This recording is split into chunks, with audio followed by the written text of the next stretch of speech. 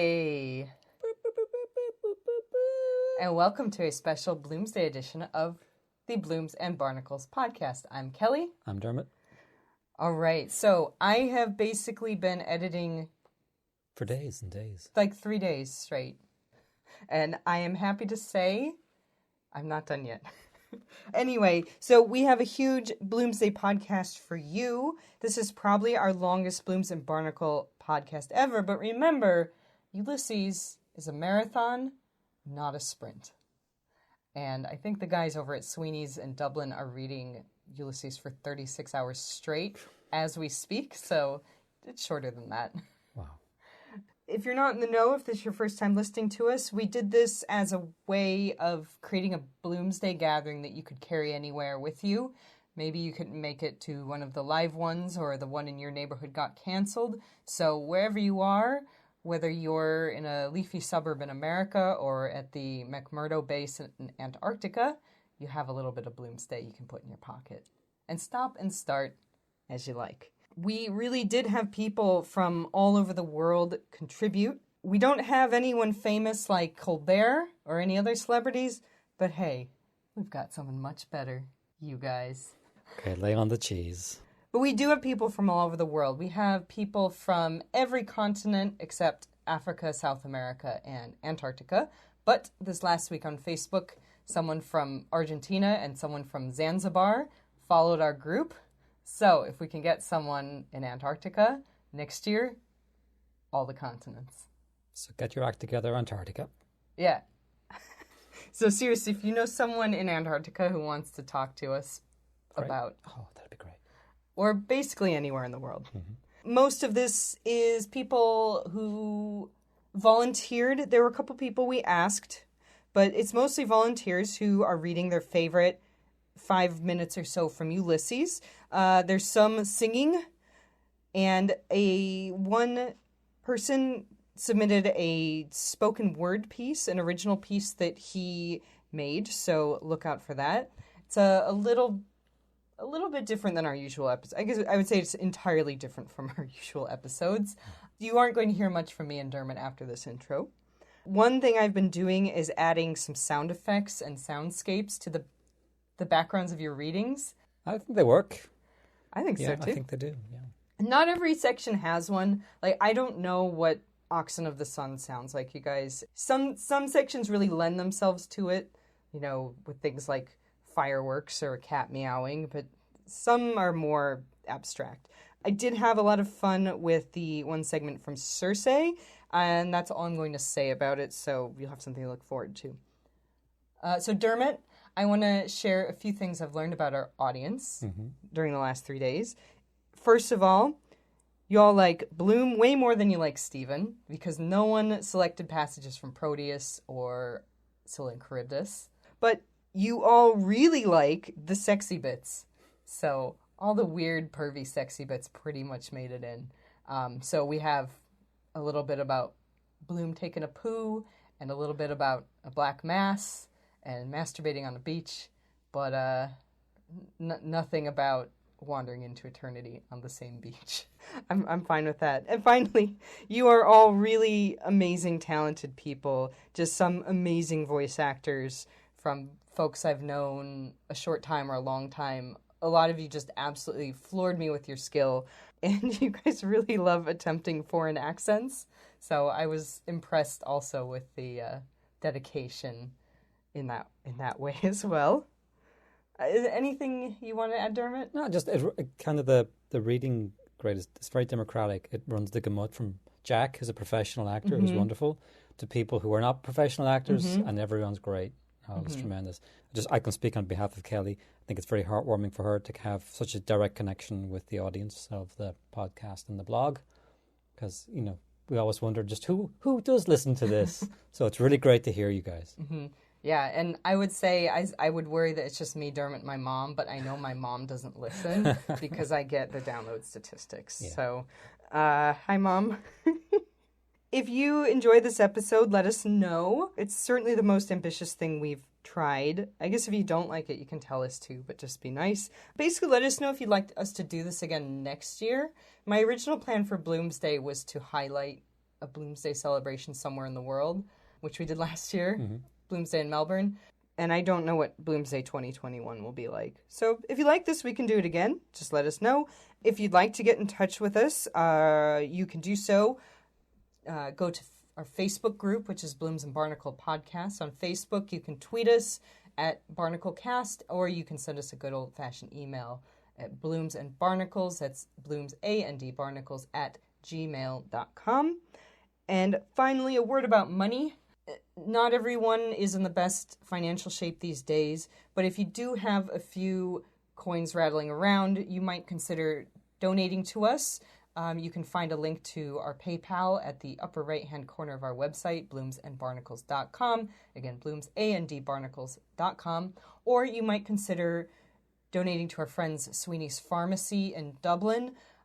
They are a wonderful Joycean landmark in the heart of Dublin, and they can always use a few spare shillings, as it were. And finally, if you feel like you want to know more about Joyce after this, maybe you just want a new copies of Ulysses, or you're ready to take on Finnegan's Wake, make sure to buy it from your local bookstore and not the evil thing that we show. The big dog. Well, without further ado, lean back in your chair and imagine the waves lapping against the rocks in Dublin Bay. Early one morning, many years ago. Happy Bloomsday, everybody. I'm Dick Feeney. I'm reading from my home in Northeast Alameda in Portland, Oregon. And this is Bloomsday 2020. And we're starting Ulysses. Stately, plump Buck Mulligan came from the stairhead, bearing a bowl of lather on which a mirror and a razor lay crossed.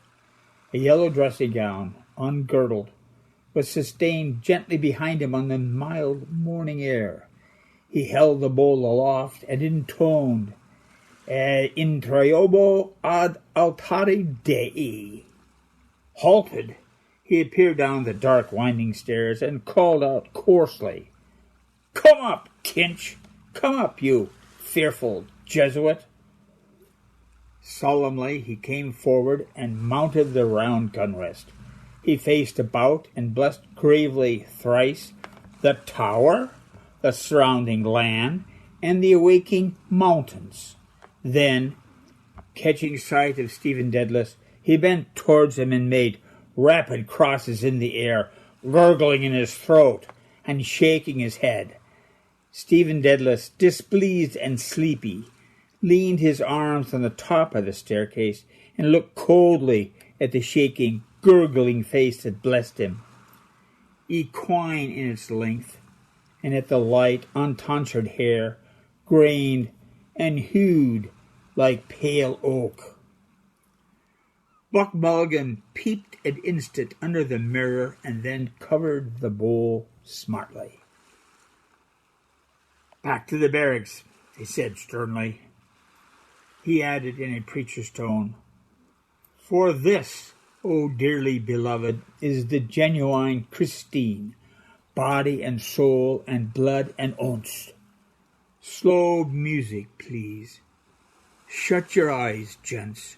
One moment. A little trouble about those white corpuscles. Silence, all. He peered sideways up and gave a long, slow whistle of call, then paused while in rapt attention, his even white teeth glistening here and there with gold points. Chrysostomos. Two strong, shrill whistles answered through the calm. Thanks, old chap, he cried briskly. That will do nicely. Switch off the current, will you? He skipped off the gun rest and looked gravely at his watcher, gathering about his legs the loose folds of his gown. The plump, shadowed face and sullen oval jowl recalled a prelate, patron of arts in the Middle Ages. A pleasant smile broke quietly over his lips. The mockery of it, he said gaily. Your absurd name, an ancient Greek. He pointed his finger in friendly jest and went over to the parapet, laughing to himself. Stephen Dedalus stepped up, followed him wearily halfway, and sat down on the edge of the gun rest, watching him still as he propped his mirror on the parapet, dipped the brush in the bowl, and lathered cheeks and neck. Buck Mulligan's gay voice went on. My name is absurd too, Malachi Mulligan, 2 dactyls. But it has a Hellenic ring, hasn't it? Tripping and sunny, like the Buck himself. We must go to Athens. Will you, if I can get the aunt to fork out 20 quid? He laid the brush aside and, laughing with delight, cried, Will he come, the jejune Jesuit? Ceasing, he began to shave with care. Tell me, Mulligan, Stephen said quietly. Yes, my love. How long is Haines going to stay in this tower? Buck Mulligan showed a shaven cheek over his right shoulder. God, isn't he dreadful, he said frankly. A ponderous Saxon. He thinks you're not a gentleman. God, those bloody English. Bursting with money and indigestion. Because he comes from Oxford. You know, Dedalus, you have the real Oxford manner. He can't make you out. My name for you is the best. Kinch, the knife blade. He shaved warily over his chin. He was raving all night about a Black Panther, Stephen said. Where is his gun case? A woeful lunatic, Mulligan said. Were you in a flunk? I was, Stephen said with energy and growing fear. Out here in the dark with a man I don't know, raving and moaning to himself about shooting a Black Panther. You saved me from drowning. I'm not a hero, however. If he stays on here, I am off.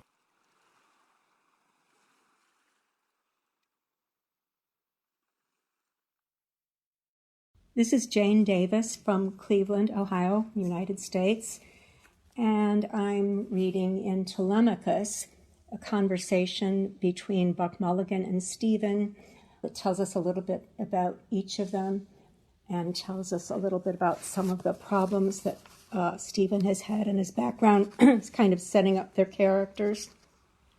Buck Mulligan frowned at the lather on his razor blade. He hopped down from his perch and began to search his trousers pockets hastily. Scudder, he cried thickly. He came over to the gun rest and, thrusting a hand into Stephen's upper pocket, said, Lend us a loan of your nose rag to wipe my razor. Stephen suffered him to pull out and hold up on show by its corner a dirty, crumpled handkerchief. Buck Mulligan wiped the razor blade neatly. Then, gazing over the handkerchief, he said, The bard's nose rag, a new art color for our Irish poets, snot green. You can almost taste it, can't you? He mounted to the parapet again and gazed out over Dublin Bay, his fair oak-pale hair stirring slightly. God, he said quietly, isn't the sea what Algy calls it? A grey, sweet mother? The snot-green sea, the scrotum-tightening sea. Epi oinopa pantan. Ah, Daedalus, the Greeks. I must teach you. You must read them in the original. Thalata, Thalata. She is our great sweet mother. Come and look. Stephen stood up and went over to the parapet. Leaning on it, he looked down on the water and on the mail boat clearing the harbour mouth of Kingstown. Our mighty mother, Buck Mulligan said. He turned abruptly his great searching eyes from the sea to Stephen's face. Your aunt thinks you killed your mother, he said. That's why she won't let me have anything to do with you. Someone killed her, Stephen said gloomily. You could have knelt down, damn it, Kinch, when your dying mother asked you, Buck Mulligan said. I'm Hyperborean as much as you, but to think of your mother begging you with her last breath to kneel down and pray for her, and you refused. There's something sinister in you. He broke off and lathered again lightly his farther cheek. A tolerant smile curled his lips. But a lovely mummer, he murmured to himself. Kinch, the loveliest mummer of them all. He shaved evenly and with care, in silence, seriously. Stephen, an elbow rested on the jagged granite, leaned his palm against his brow, and gazed at the fraying edge of his shiny black coat sleeve. Pain that was not yet the pain of love fretted his heart. Silently, in a dream, she had come to him after her death, her wasted body within its loose brown grave clothes giving off an odor of wax and rosewood, her breath that had been upon him, mute, reproachful, a faint odor of wetted ashes. Across the threadbare cuff edge he saw the sea, hailed as a great sweet mother by the well-fed voice beside him. The ring of bay and skyline held a dull green mass of liquid.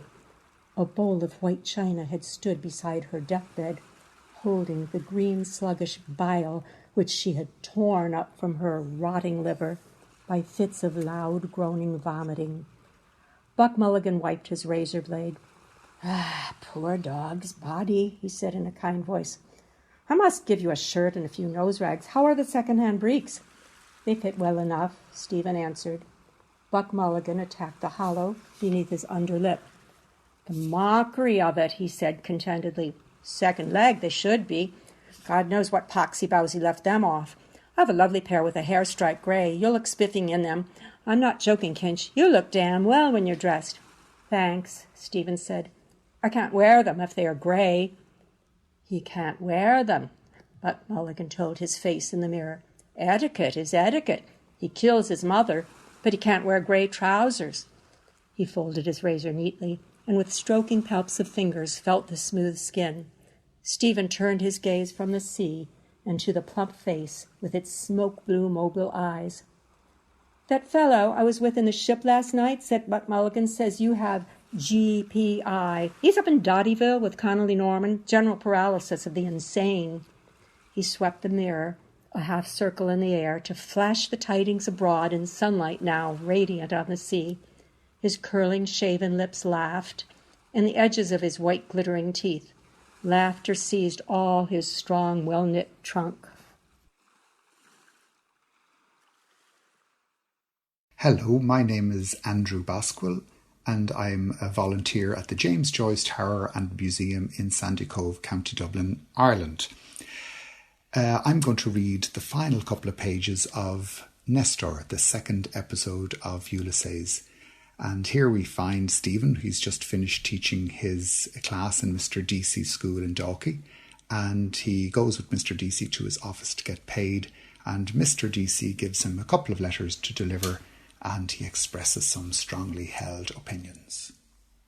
"Mark my words, Mr. Daedalus," he said. "England is in the hands of the Jews, in all the highest places, her finance, her press, and they are the signs of a nation's decay. Wherever they gather, they eat up the nation's vital strength. I've seen it coming these years. As sure as we are standing here, the Jew merchants are already at their work of destruction. Old England is dying." He stepped swiftly off, his eyes coming to blue life as they passed a broad sunbeam. He faced about and back again. "Dying," he said, "if not dead by now. The harlot's cry from street to street shall weave old England's winding sheet." His eyes opened wide and vision stared sternly across the sunbeam in which he halted. "A merchant," Stephen said, "is one who buys cheap and sells dear. Jew or Gentile, is he not?" "They sinned against the light," Mr. Deasy said gravely, "and you can see the darkness in their eyes. And that is why they are wanderers on the earth to this day." On the steps of the Paris Stock Exchange, the gold-skinned men quoting prices on their gemmed fingers, gabbles of geese. They swarmed loud, uncouth about the temple, their heads thick-plotting under maladroit's silk hats. Not theirs, these clothes, this speech, these gestures. Their full, slow eyes belied the words, the gestures eager and offending. But knew the rancours massed about them, and knew their zeal was vain. Vain patience to heap and hoard. Time surely would scatter all. A hoard heaped by the roadside, plundered and passing on. Their eyes knew the years of wandering, and patient knew the dishonours of their flesh. Who has not? Stephen said. What do you mean? Mr. Deasy asked. He came forward a pace and stood at the table. His underjaw fell sideways, open uncertainly. Is this old wisdom? He waits to hear from me. History, Stephen said, is a nightmare from which I am trying to awake. From the playfield, the boys raised a shout, a whirring whistle, goal. What if that nightmare gave you a back kick? The ways of the Creator are not our ways, Mr. Deasy said. All history moves towards one great goal, the manifestation of God. Stephen jerked his thumb towards the window, saying, That is God. Hooray! Aye, whee! What? Mr. Deasy asked. A shout in the street, Stephen answered, shrugging his shoulders. Mr. Deasy looked down and held for a while the wings of his nose tweaked between his fingers. Looking up again, he set them free. I am happier than you are, he said. We have committed many errors and many sins. A woman brought sin into the world. For a woman who was no better than she should be, Helen, the runaway wife of Menelaus, 10 years the Greeks made war on Troy. A faithless wife first brought the strangers to our shore here, MacMurrough's wife and her layman O'Rourke, Prince of Breffni. A woman too brought Parnell low. Many errors, many failures, but not the one sin. I am a struggler now at the end of my days, but I will fight for the right till the end. For Ulster will fight, and Ulster will be right. Stephen raised the sheets in his hand. Well, sir, he began. I foresee, Mr. Deasy said, that you will not remain here very long at this work. You were not born to be a teacher, I think. Perhaps I am wrong. A learner, rather, Stephen said. And here, what will you learn more? Mr. Deasy shook his head. Who knows, he said. To learn, one must be humble, but life is the great teacher. Stephen rustled the sheets again. As regards these, he began. Yes, Mr. Deasy said. You have 2 copies there. If you can have them published at once. Telegraph, Irish Homestead. I will try, Stephen said, and let you know tomorrow. I know 2 editors slightly. That will do, Mr. Deasy said briskly. I wrote last night to Mr. Field MP. There is a meeting of the Cattle Traders Association today at the City Arms Hotel. I asked him to lay my letters before the meeting. You see if you can get it into your 2 papers. What are they? The Evening Telegraph. That will do, Mr. Deasy said. There is no time to lose. Now I have to answer that letter from my cousin. Good morning, sir, Stephen said, putting the sheets in his pocket. Thank you. Not at all, Mr. Deasy said, as he searched the papers on his desk. I like to break a lance with you, old as I am. Good morning, sir, Stephen said again, bowing to his bent back. He went out by the open porch and down the gravel path under the trees, hearing the cries of voices and crack of sticks from the playfield, the lions couchant on the pillars as he passed out through the gate. Toothless terrors. Still, I will help him in his fight. Mulligan will dub me a new name, the bullock befriending bard. Mr. Daedalus, running after me. No more letters, I hope. Just one moment. Yes, sir, Stephen said, turning back at the gate. Mr. Deasy halted, breathing hard and swallowing his breath. I just wanted to say, he said, Ireland, they say, has the honour of being the only country which never persecuted the Jews. Do you know that? No. And do you know why? He frowned sternly in the bright air. Why, sir? Stephen asked, beginning to smile. Because she never let them in, Mr. Deasy said solemnly. A cough-ball of laughter leapt from his throat, dragging after it a rattling chain of phlegm. He turned back quickly, coughing, laughing, his lifted arms waving to the air. She never let them in, he cried again through his laughter as he stamped on gaitered feet, over the gravel of the path. That's why. On his wise shoulders, through the checkerwork of leaves, the sun flung spangles, dancing coins. I'm Steve Carey from Bloomsday in Melbourne, here in Australia, where we've been celebrating Bloomsday every year now for nearly 30 years. The passage I'm going to read is our first meeting with Mr. Leopold Bloom, and I love the quiet domesticity of the scene, quite unusual in fiction at the time. Joyce's attention to domesticity and such common everyday events, I find it rather touching. It's not obvious to us yet as we're reading the book, but his wife Molly, who's upstairs still in bed and for whom Leopold Bloom is getting breakfast, is about to embark on an afternoon of adultery, and Bloom kind of knows this. Mr. Leopold Bloom ate with relish the inner organs of beasts and fowls. He liked thick giblet soup, nutty gizzards, a stuffed roast heart, liver slices fried with crust crumbs, fried hencods roes. Most of all, he liked grilled mutton kidneys, which gave to his palate a fine tang of faintly scented urine. Kidneys were in his mind as he moved about the kitchen softly, writing her breakfast things on the humpy tray. Gellied light and air were in the kitchen, but out of doors gentle summer morning everywhere. Made him feel a bit peckish. The coals were reddening. Another slice of bread and butter, 3, 4, right. She didn't like her plate full, right. He turned from the tray, lifted the kettle off the hob and set it sideways on the fire. It sat there dull and squat, its spout stuck out. Cup of tea soon. Good. Mouth dry.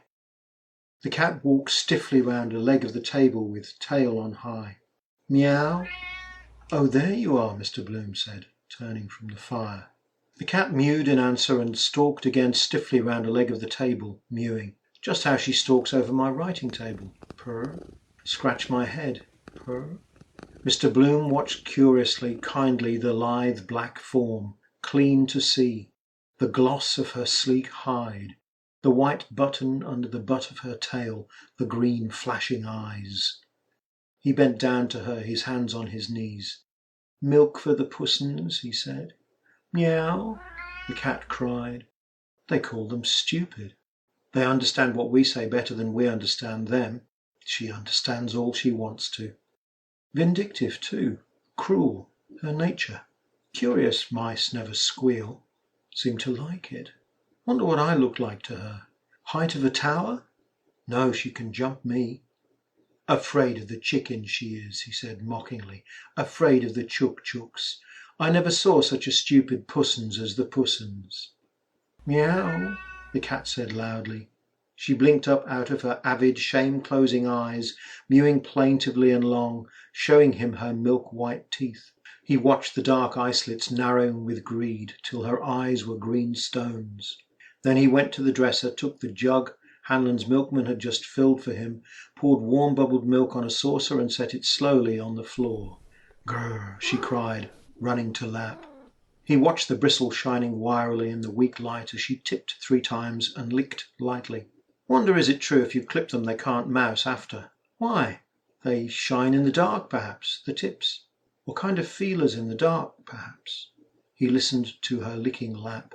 Ham and eggs? No. No good eggs with this drought. Want pure fresh water.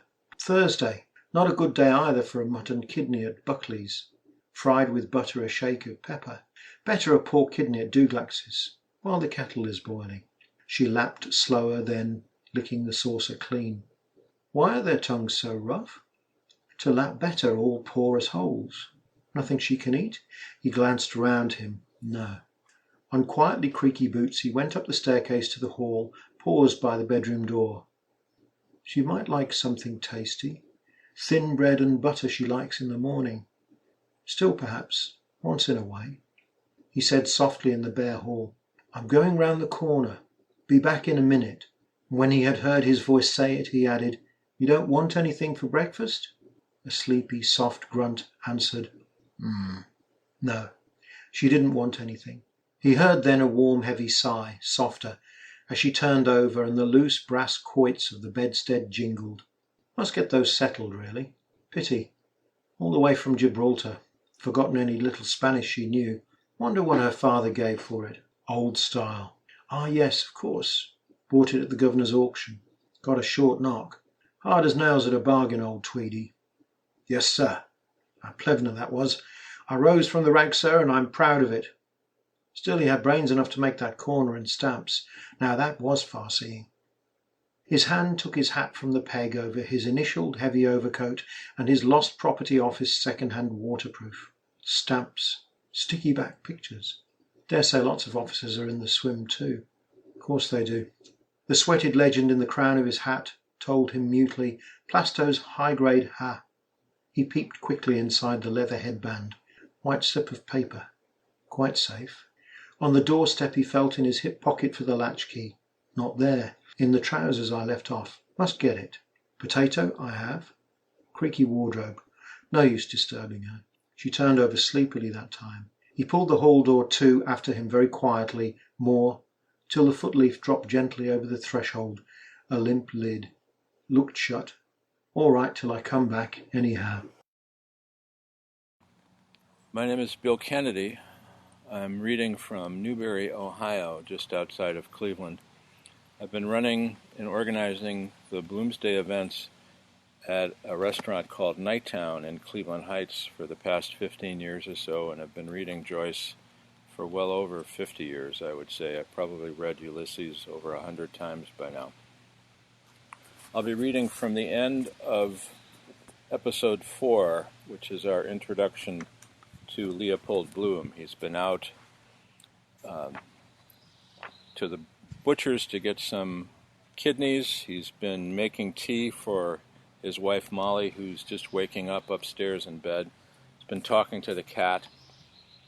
Now he realizes he has to go out to the Jakes, to the outhouse in the garden in the back of the house.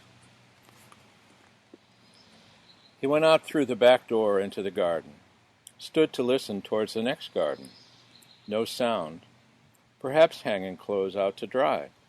The maid was in the garden. Fine morning.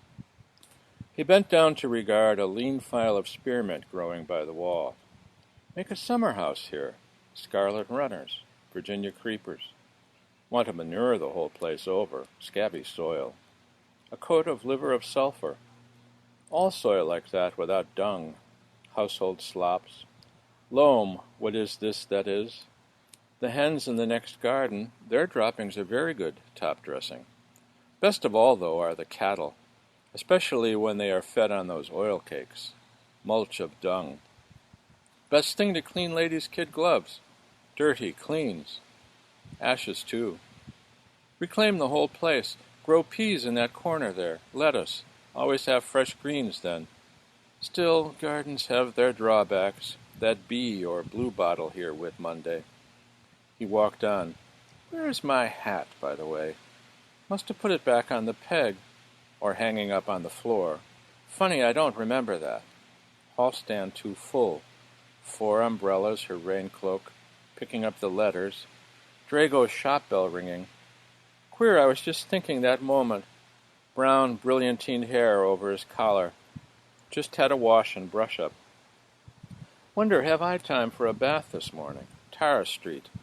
Chap in the pay box there got away James Stevens, they say. O'Brien. Deep voice that fellow Dlugach has. Agenda, what is it? Now, my miss? Enthusiast. He kicked open the crazy door of the Jakes. Better be careful not to get these trousers dirty for the funeral. He went in, bowing his head under the low lintel. Leaving the door ajar, amid the stench of moldy lime wash and stale cobwebs, he undid his braces. Before sitting down, he peered through a chink up at the next-door window. The king was in his counting-house.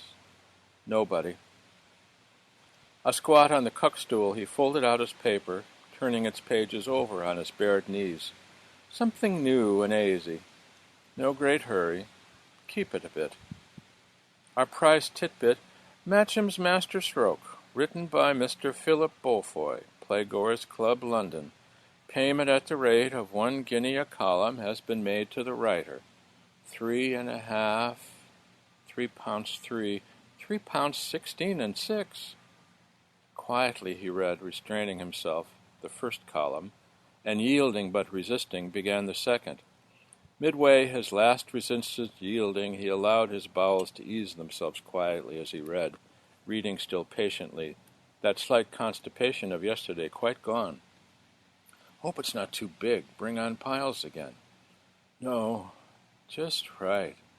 So, cost of 1 tabloid of Cascara Stagrada. Life might be so. It did not move or touch him, but it was something quick and neat. Print anything now, silly season. He read on, seated calm above his own rising smell. Neat, certainly. Matcham often thinks of the master stroke by which he won the laughing witch who now begins and ends morally, hand in hand. Smart.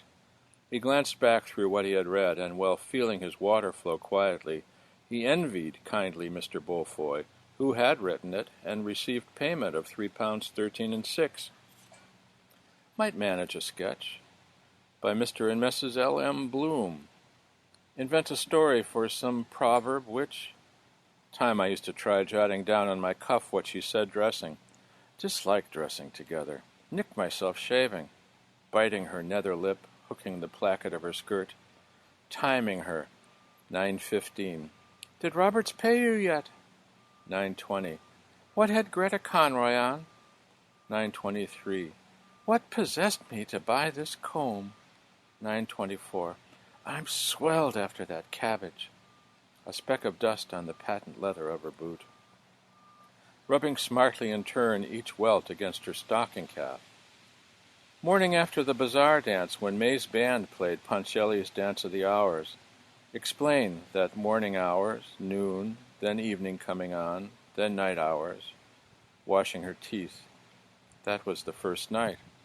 Her head dancing, her fan sticks clicking. Is that Boylan well off? He has money. Why? I noticed he had a good smell off his breath dancing. No use humming then. Allude to it. Strange kind of music that last night. The mirror was in shadow. She rubbed her hand glass briskly on her woolen vest against her full wagging bub, peering into it.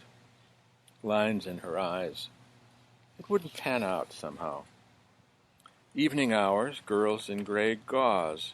Night hours, then black, with daggers and eye masks. Poetical idea. Pink, then golden, then gray, then black. Still true to life also. Day, then the night. He tore away half the prize story sharply and wiped himself with it. Then he girded up his trousers, braced and buttoned himself. He pulled back the jerky, shaky door of the jakes and came forth from the gloom into the air. In the bright light, lightened and cooled in limb, he eyed carefully his black trousers, the ends, the knees, the hocks of the knees. What time is the funeral? Better find out in the paper. A creak, and a dark whir in the air high up. The bells of George's church. They tolled the hour. Loud, dark, iron. Hi-ho, hi-ho. Hi-ho, hi-ho. Hi-ho, hi-ho. 1:45. There again, the overtone following through the air. 3rd. Poor dignum.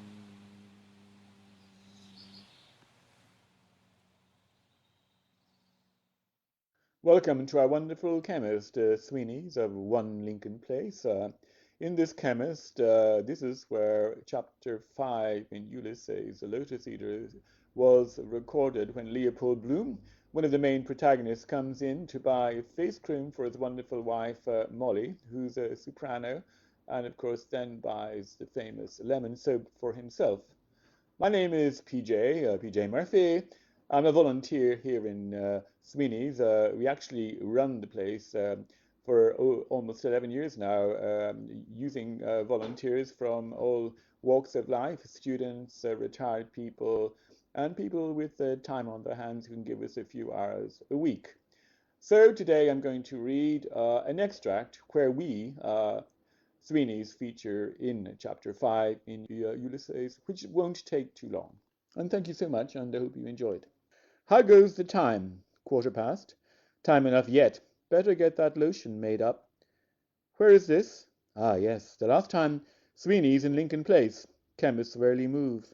There are green and gold beacon jars, too heavy to stir. Hamilton Long's founded in the year of the flood.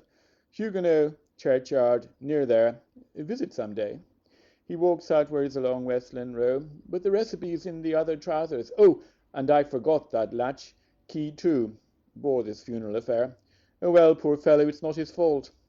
When was it I got it made up last? Wait, I changed a sovereign, I remember. First of the month it must have been, or the second. Oh, we can look it up in the prescriptions book. The chemist turned back page after page. Sandy, shriveled smell he seems to have. Shrunken skull and old. Quest for the philosopher's stone. The alchemists. Drugs age you after mental excitement. Lethargy then. Why? Reaction. A lifetime and a night gradually changes your character, living all the day among herbs, ointments, disinfectants. All is alabaster, lily pots, mortar and pestle. Ag dista fol lara tiverit. Smell almost cure you like the dentist's doorbell. Dr. Whack. He ought to physic himself a bit, electuary or emulsion. The first fellow that picked a nerve to cure himself had a bit of pluck. Simples. Want to be careful. Enough stuff here to chloroform you. Test. Turns blue litmus paper red. Chloroform. Overdose of laudanum. Sleeping draughts, the love filters, paregoric poppy syrup. Bad for cough. Clogs the pores or the phlegm. Poison's the only cures. Remedy where you least expect it. Clever of nature. About a fortnight ago, sir? Yes, Mr. Bloom said. I waited by the counter, inhaling the keen reek of drugs, the dusty dry smell of sponges and loofahs. A lot of time taken up, telling your aches and pains. Sweet almond oil and tincture of benzoin, Mr. Bloom said, and then orange flower water. It certainly did make her skin so delicate, white like wax. And white wax also, he said. Brings out the darkness of her eyes, looking at me, the sheet up to her eyes, Spanish, smelling herself, when I was fixing the links in my cuffs. Those homely recipes are all from the best. Strawberries for the teeth, nettles and rainwater, oatmeal, they say, steeped in buttermilk, skin food. One of the old Queen's sons, Duke of Albany, was it? Had only one skin. Leopold, yes? 3 we have. Warts, bunions, and pimples to make it worse. But you want a perfume, too. What perfume does yer? Peau d'Espagne. That orange flower, pure curd soap. Water is so fresh. Nice smell these soaps have. Time to get a bath round the corner. Haman, Turkish. Massage. Dirt gets rolled up in your navel. Nicer if a nice girl did it. Also, I think I do it in the bath. Curious longing, water to water. Combine business with pleasure. Pity no time for massage. Feel fresh, then all day. Funeral'll be rather glum. Yes, sir, the chemist said. That was 2.9. Have you brought a bottle? No, Mr. Bloom said. Make it up, please. I'll call later in the day, and I'll take one of those soaps. How much are they? 4pence, sir. Mr. Bloom raised a cake to his nostrils, sweet lemony wax. I'll take this one, he said. That makes 3.1. Yes, sir, the chemist said. You can pay all together, sir, when you come back. Hi, this is Shelby, Krystal, Vidu, and Cam recording from Alberta, Canada. And we are going to be reading a little section from the Hades episode, which takes place just before 11 a.m. when Mr. Bloom is in the carriage with some of his colleagues on the way to Patty Dignam's funeral.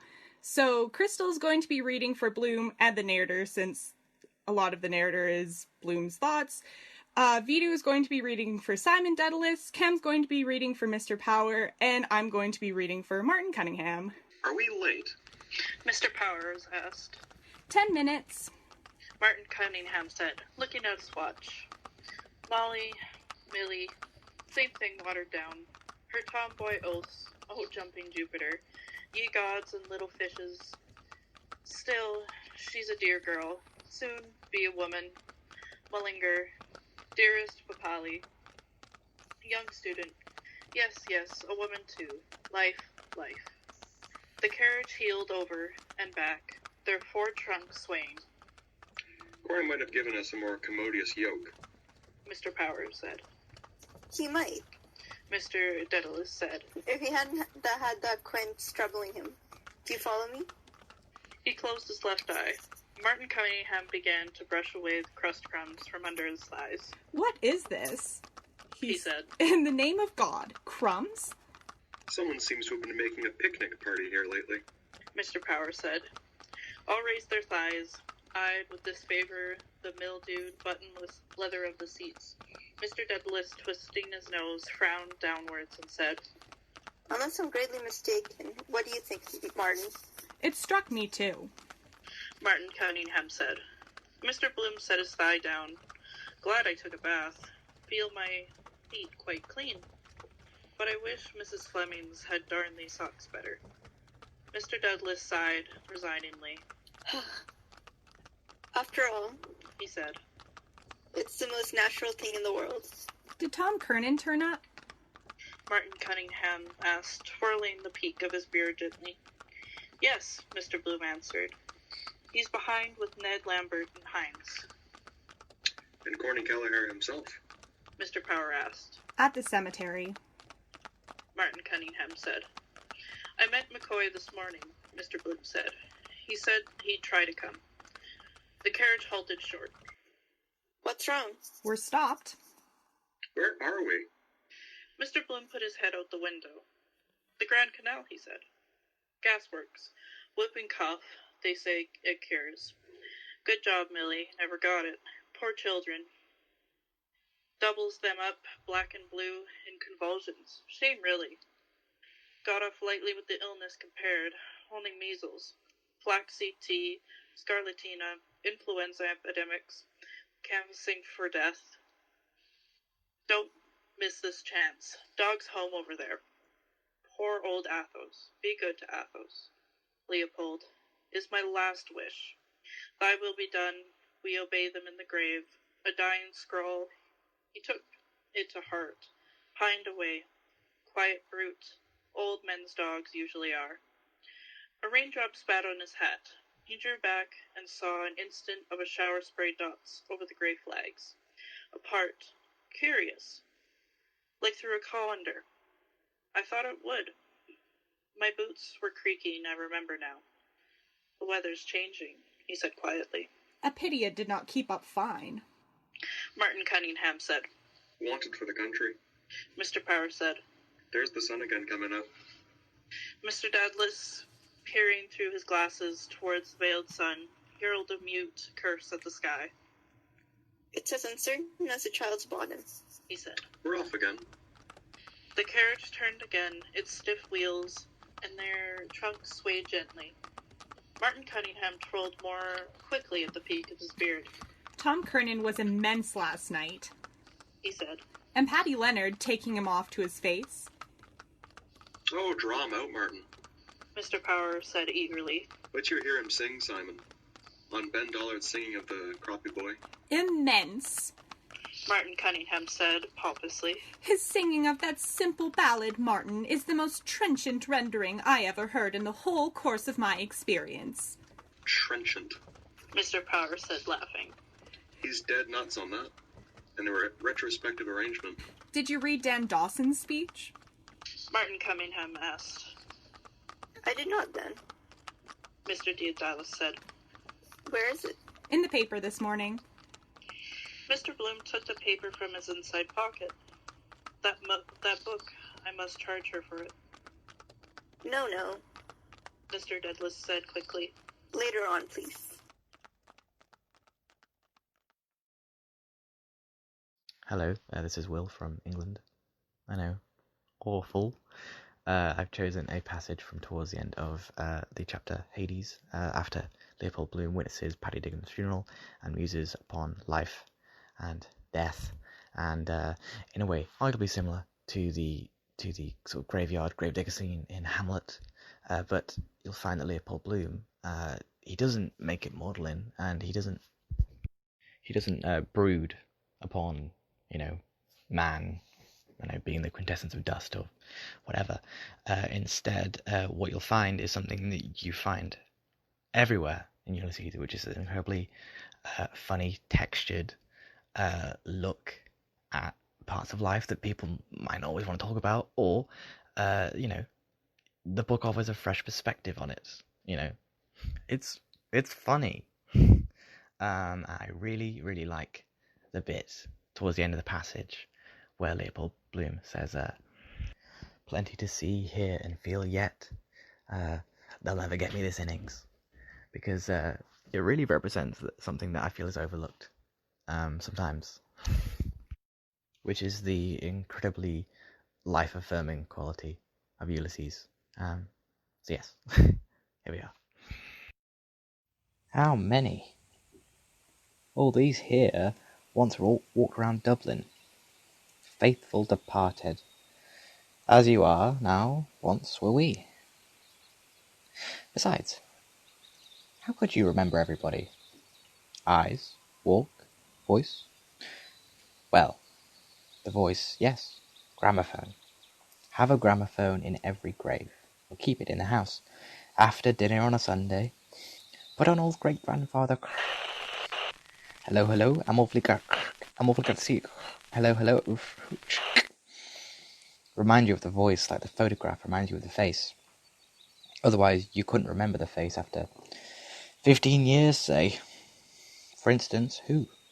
For instance, some fellow that died when I was at Wisdom Healy's. A rattle of pebbles. Wait.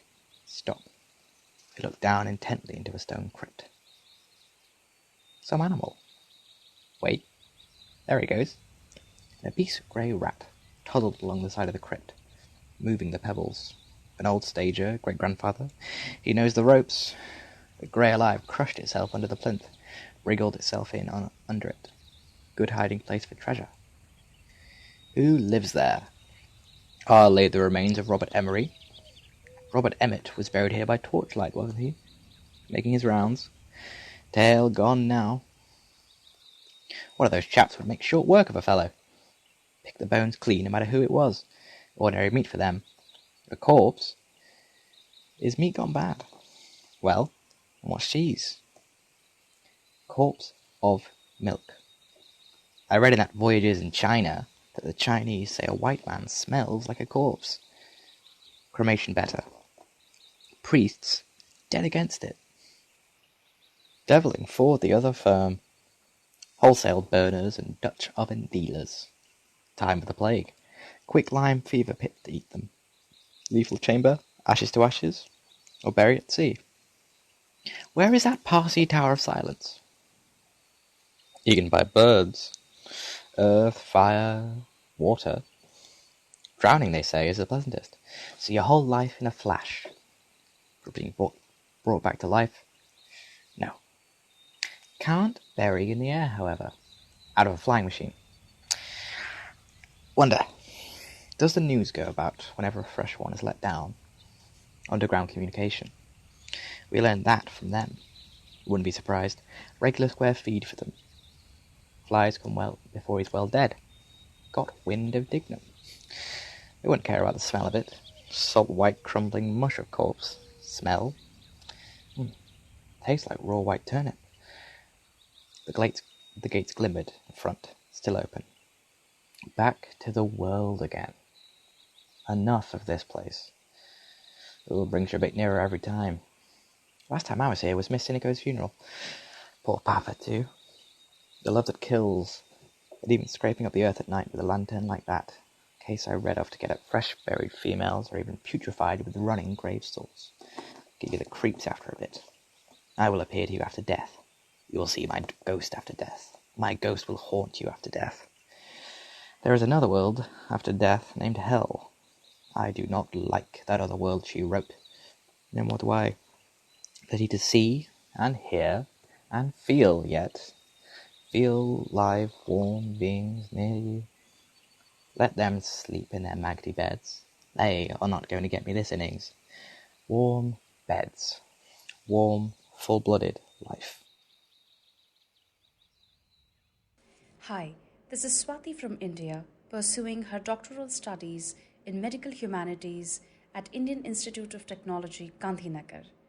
Today, on the occasion of commemorating Bloomsday, I'm going to read a passage from Ulysses, wherein Professor McHugh is discussing about John F. Taylor's speech delivered on October 24, 1901, to promote revival of Irish language, with J.J. O'Molloy and Stephen Dedalus.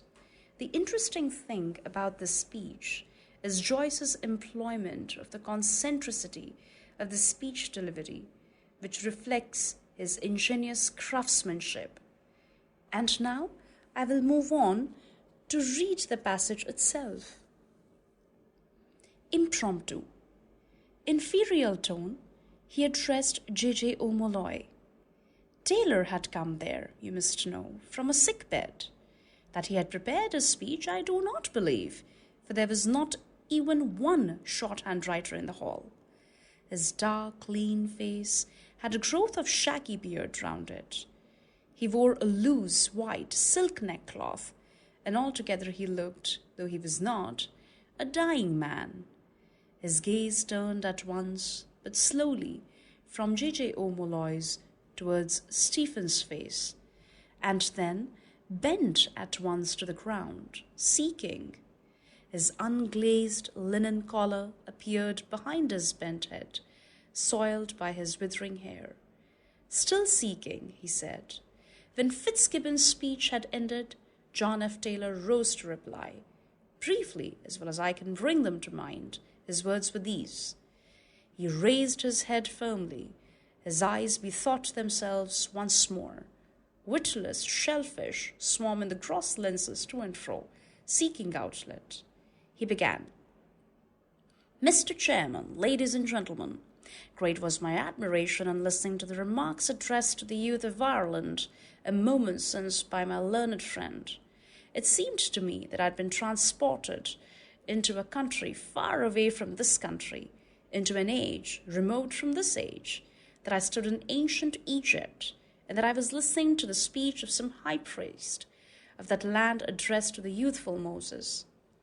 His listeners held their secrets poised to hear, their smokes ascending in frail stalks that flowered with his speech, and let our crooked smokes, noble words coming. Look out. Could you try your hand at it yourself? And it seemed to me that I heard the voice of that Egyptian high priest, raised in a tone of like haughtiness and like pride. I heard his words, and their meaning was revealed to me. From the fathers. It was revealed to me that those things are good, which yet are corrupted, which neither, if they were supremely good, nor unless they were good, to be corrupted. Ah, curse you! That's St. Augustine. Why will you Jews not accept our culture, our religion, and our language? You're a tribe of nomad herdsmen. We're a mighty people. You have no cities, nor no wealth. Our cities are hives of humanity, and our galleries?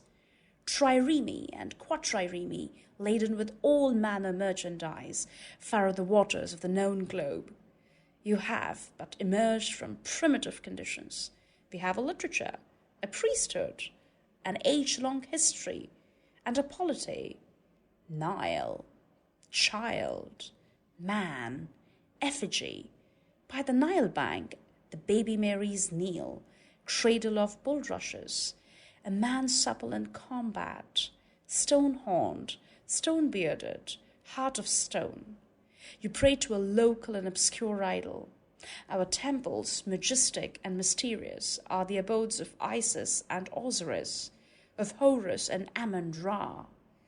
Yours serfdom, awe and humbleness, ours thunder and the seas. Israel is weak, and few are her children. Egypt is an host, and terrible are her arms. Vagrants and day labourers are you called. The world trembles at your name. A dumb belch of hunger cleft his speech. He lifted his voice above it boldly. But, ladies and gentlemen, had the youthful Moses listened to and accepted that view of life, had he bowed his head and bowed his will and bowed his spirit before that arrogant admonition, he would never have brought the chosen people out of their house of bondage, nor followed the pillar of the cloud by day. He would never have spoken with the Eternal amid lightnings on Sinai's mountain top, nor ever have come down with the light of inspiration shining in his countenance and bearing in his arms the tables of the law, graven in the language of the outlaw. He ceased and looked at them, and enjoying silence. Hello, I'm Russell Raphael in Muswell Hill, North London. I'm reading an excerpt from the end of Aeolus, the first stylised chapter, punctuated breezily with newspaper headlines. A frustrating chapter. Most characters have aims thwarted. Even the reader, hoping for a Bloom Stephen meet-up, is left wanting. But Stephen's creative thinking evolves via the parable of the plums, packed with playful double entendre but no drama. It's his rejection of journalism, the get-the-story-out style of writing. So this is from around line 970. Interview with the editor. Just this ad, Mr. Bloom said, pushing through towards the steps, puffing and taking the cutting from his pocket. I spoke with Mr. Keyes just now. He'll give a renewal for 2 months, he says. After he'll see. But he wants a part to call attention in the Telegraph too, the Saturday Pink. And he wants it copied if it's not too late. I told Councillor Nannetti from the Kilkenny People. I can have access to it in the National Library. House of Keyes. Don't you see? His name is Keyes. It's a play on the name. But he practically promised he'd give the renewal. But he wants just a little puff. What'll I tell him, Mr. Crawford? K.M.A. Will you tell him he can kiss my arse? Miles Crawford said, throwing out his arms for emphasis. Tell him that straight from the stable. A bit nervy. Look out for squalls. All off for a drink, arm in arm. Lenihan's yachting cap on the cadge beyond. Usual blarney. Wonder is that young Daedalus the moving spirit? There's a good pair of boots on him today. Last time I saw him he had his heels on view. Been walking in muck somewhere. Careless chap. What was he doing in Irish Town? Well, Mr. Bloom said, his eyes returning. If I can get the design, I suppose it's worth a short par. He'd give the ad, I think. I'll tell him. K.M.R.I.A. He can kiss my royal Irish arse, Miles Crawford cried loudly over his shoulder. Any time he likes, tell him. While Mr. Bloom stood, weighing the point, and about to smile, he strode on jerkily. Raising the wind. Nullabana, Jack, he said, raising his hand to the chin. I'm up to here. I've been through the hoop myself. Was looking for a fellow to back a bill for me no later than last week. Sorry, Jack. You must take the will for the deed. With a heart and a half if I could raise the wind anyhow. J.J. O'Malloy pulled a long face and walked on silently. They caught up with the others and walked abreast. When they've eaten the brawn and the bread and wiped their 20 fingers in the paper the bread was wrapped in, they go nearer to the railings. Something for you, the professor explained to Miles Crawford. 2 old Dublin women on top of Nelson's pillar. Some column. That's what Wadler 1 said. Oh, that's new, Miles Crawford said. That's copy. Out for the wax's dargle. 2 old trickies, what? But they were afraid the pillar will fall, Stephen went on. They see the roofs and argue about where the different churches are.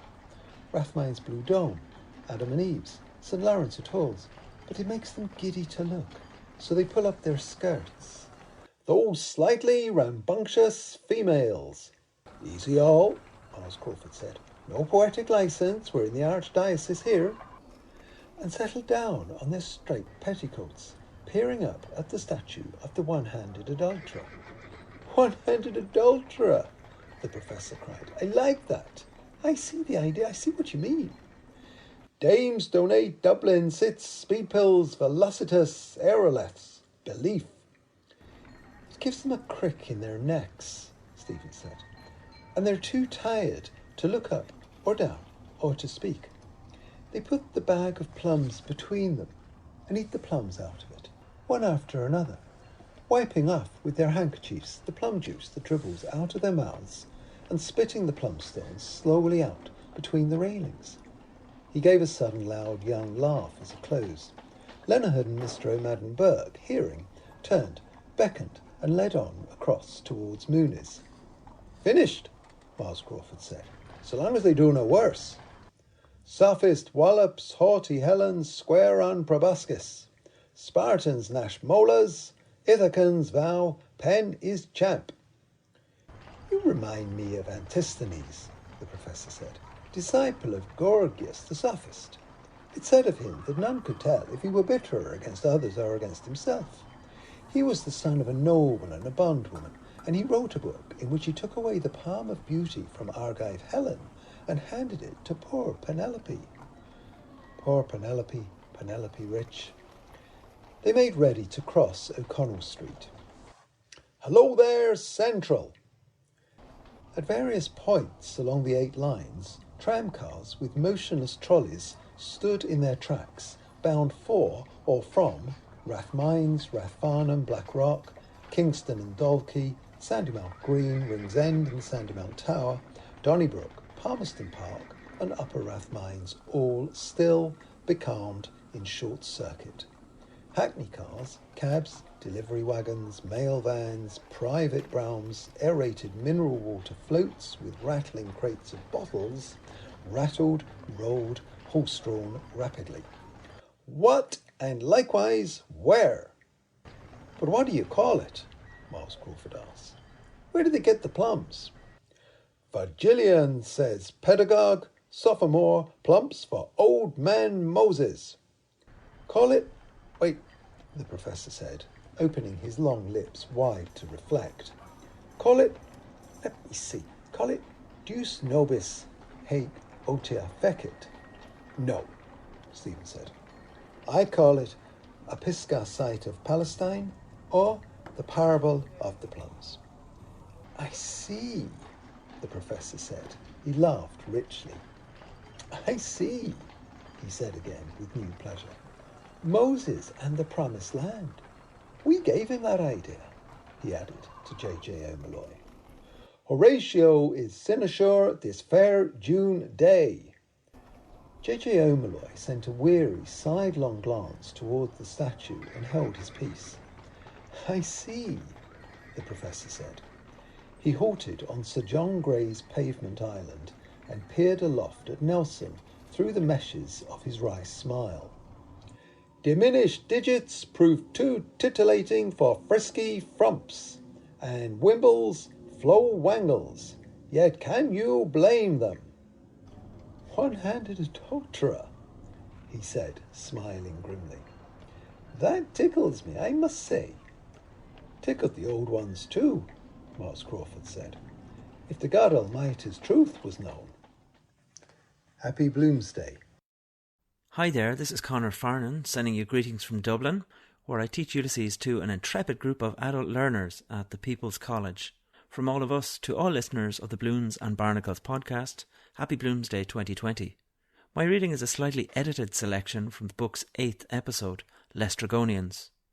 Bloom is on his lunchtime walk across the city when he meets an old flame, Josie Powell, now Josie Breen, and her husband Dennis, who is on a mad errand. The piece is coloured by memory, friendly chatter, and thoughts of birth, death, and love.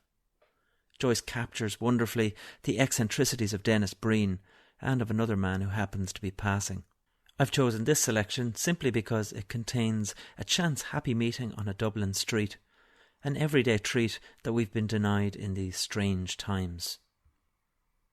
Sitting there after till near 2, taking out her hairpins, Milly tucked up in Beddy house.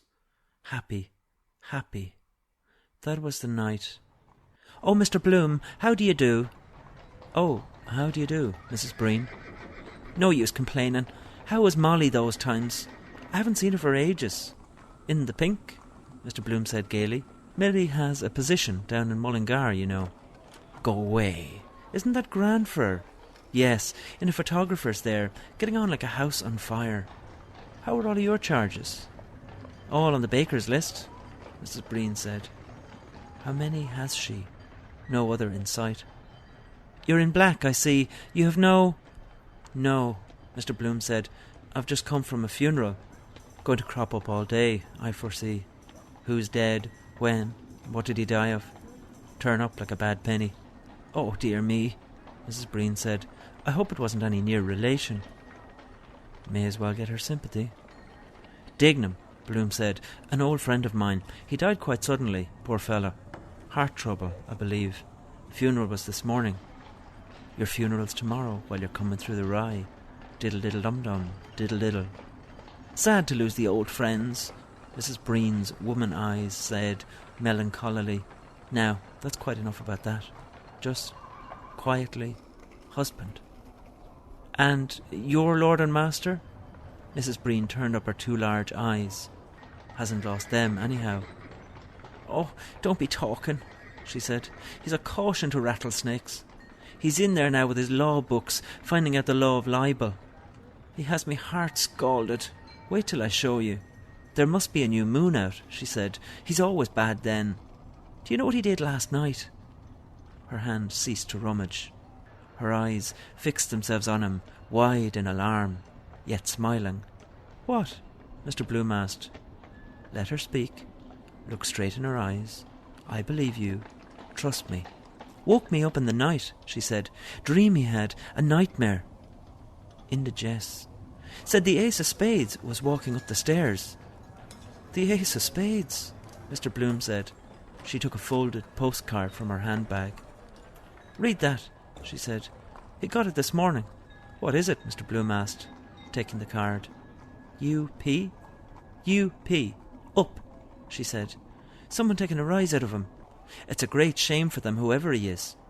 Indeed it is, Mr. Bloom said. She took back the card, sighing. And now he's going round to Mr. Menton's office. He's going to take an action for £10,000, she says. She folded the card into her untidy bag and snapped the catch.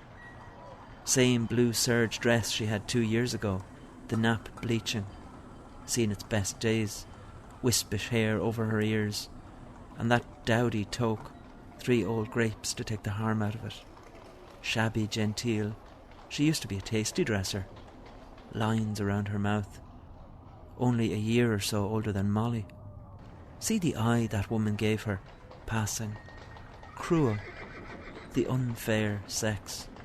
He looked still at her, holding back behind his look his discontent. Pungent mock turtle oxtail mulligatawny. I'm hungry too. Flakes of pastry on the gusset of her dress. Daub of sugary flour stuck to her cheek. Rhubarb tart with liberal fillings. Rich fruit interior. Josie Powell, that was. In Luke Doyle's long ago. Dolphin's Barn. The charades. U.P.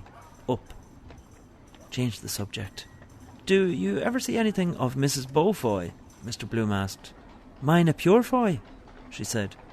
Philip Beaufoy, I was thinking. Playgoers Club. Matcham often thinks of the master stroke. Did I pull the chain? Yes, the last act. Yes. I just called to ask on the way in, is she over it? She's in the lying-in hospital in Hollow Street. Dr. Horn got her in. She's 3 days bad now. Oh, Mr. Bloom said. I'm sorry to hear that. Yes, Mrs. Breen said, and a house full of kids at home. It's a very stiff birth, the nurse told me. Oh, Mr. Bloom said. His heavy, pitying gaze absorbed her news. His tongue clacked in compassion. I'm sorry to hear that, he said. Poor thing. 3 days. That's terrible for her. Mrs. Breen nodded. She was taken bad on the Tuesday. Mr. Bloom touched her funny bone gently, warning her. Mind, let this man pass. A bony form strode along the curbstone from the river, staring with a rapt gaze into the sunlight, through a heavy stringed glass. Tight as a skull piece, a tiny hat gripped his head. From his arm, a folded dust coat, a stick and an umbrella dangled to his stride. "Watch him," Mr. Bloom said. "He always walks outside the lampposts." "Watch. Who is he, if it's a fair question?" Mrs. Breen asked. "Is he Dotty?" "His name is Cashel Boyle O'Connor Fitzmaurice Tisdall Farrell," Mr. Bloom said, smiling. "Watch. He has enough of them," she said. "Dennis will be like that one of these days." She broke off suddenly. "There he is," she said. "I must go after him. Goodbye. Remember me to Molly, won't you?" "I will," Mr. Bloom said.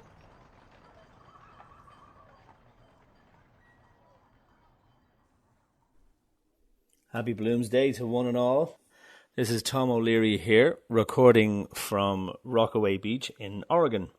And the piece I am reading today is from Lestrygonians, in a parallel to Ulysses, a kind of feeding frenzy of Odysseus's men. In this section, Bloom is wandering into Burton's restaurant, experiencing another feeding frenzy. His heart astir, he pushed in the door of the Burton restaurant. Stink gripped his trembling breath. Pungent meat juice, slush of greens, see the animals feed. Men, men, men, perched on high stools by the bar, hats shoved back, at the tables calling for more bread, no charge, swilling wolf gobfuls of sloppy food, their eyes bulging, wiping wetted moustaches. A pallid, suet-faced young man polished his tumbler, knife, fork and spoon with his napkin. New set of microbes. A man with an infant's sauce-stained napkin tucked round him shovelled gurgling soup down his gullet. A man spitting back on his plate, half-masticated gristle. Gums, no teeth to chew it. Chump chop from the grill, bolting to get it over. Sad boozer's eyes, bitten off more than he can chew. Am I like that? See ourselves as others see us. Hungry man is an angry man, working both tooth and jaw. Don't. Oh, a bone. The last pagan king of Ireland, Cormac, in the school poem, choked himself as Sletty southward of the Boyne. Wonder where he was eating. Something voluptuous. St. Patrick converted him to Christianity. Couldn't swallow it all, however. Roast beef and cabbage. One stew. Smells of men. His gorge rose. Spat on sawdust, sweetish, warmish cigarette smoke, reek of plug. Spilt beer, men's beery piss, the stale of ferment. Couldn't eat a morsel here. Fellow sharpening knife and fork to eat all before him. Old chap picking his tootles. Slight spasm. Full. Chewing the cud. Before and after. Grace after meals. Look on this picture, then on that. Scoffing up stew gravy with sopping sippets of bread. Lick it off the plate, man. Get out of this. He gazed round the stooled and tabled eaters, tightening the wings of his nose. 2 stouts here. 1 corned and cabbage. That fellow ramming a knifeful of cabbage down, as if his life depended on it. Good stroke. Give me the fidgets to look. Safer to eat from his 3 hands. Tear it limb from limb. Second nature to him. Born with a silver knife in his mouth. That's witty, I think. I know. Silver means born rich, born with a knife. But then the illusion is lost. An ill-girt server gathered sticky, clattering plates. Rock, the head bailiff, standing at the bar, blew the foamy crown from his tankard. Well up. It splashed yellow near his boot. A diner knife and fork upright, elbows on table, ready for a second helping, stared towards the footlit across the stained square of newspaper. Other chap telling him something with his mouth full. Sympathetic listener. Table talk. A munched home on their Unster bonk on Munch Day. Huh. Did you, Faith? Mr. Bloom raised 2 fingers doubtfully to his lips. His eyes said, "Not here. Don't see him. Out. I hate dirty eaters." He packed towards the door. "Get a light snack in Davy Burns. Stopgap. Keep me going. Had a good breakfast. Roast and mashed here. Pint of stout. Every fellow for his own. Tooth and nail. Gulp. Grub. Gulp. Gob stuff." He came out into the clearer air and turned back towards Grafton Street. "Eat or be eaten! Kill! Kill!" Hot, fresh blood they prescribe for decline. Blood always needed. Insidious. Lick it up, smoking hot, thick, sugary. Famished ghosts. I'm hungry. Hello, my name is Phil Holden and I'm recording this in Athens, Greece. Well, I've chosen an extract from the Lestrygonians episode.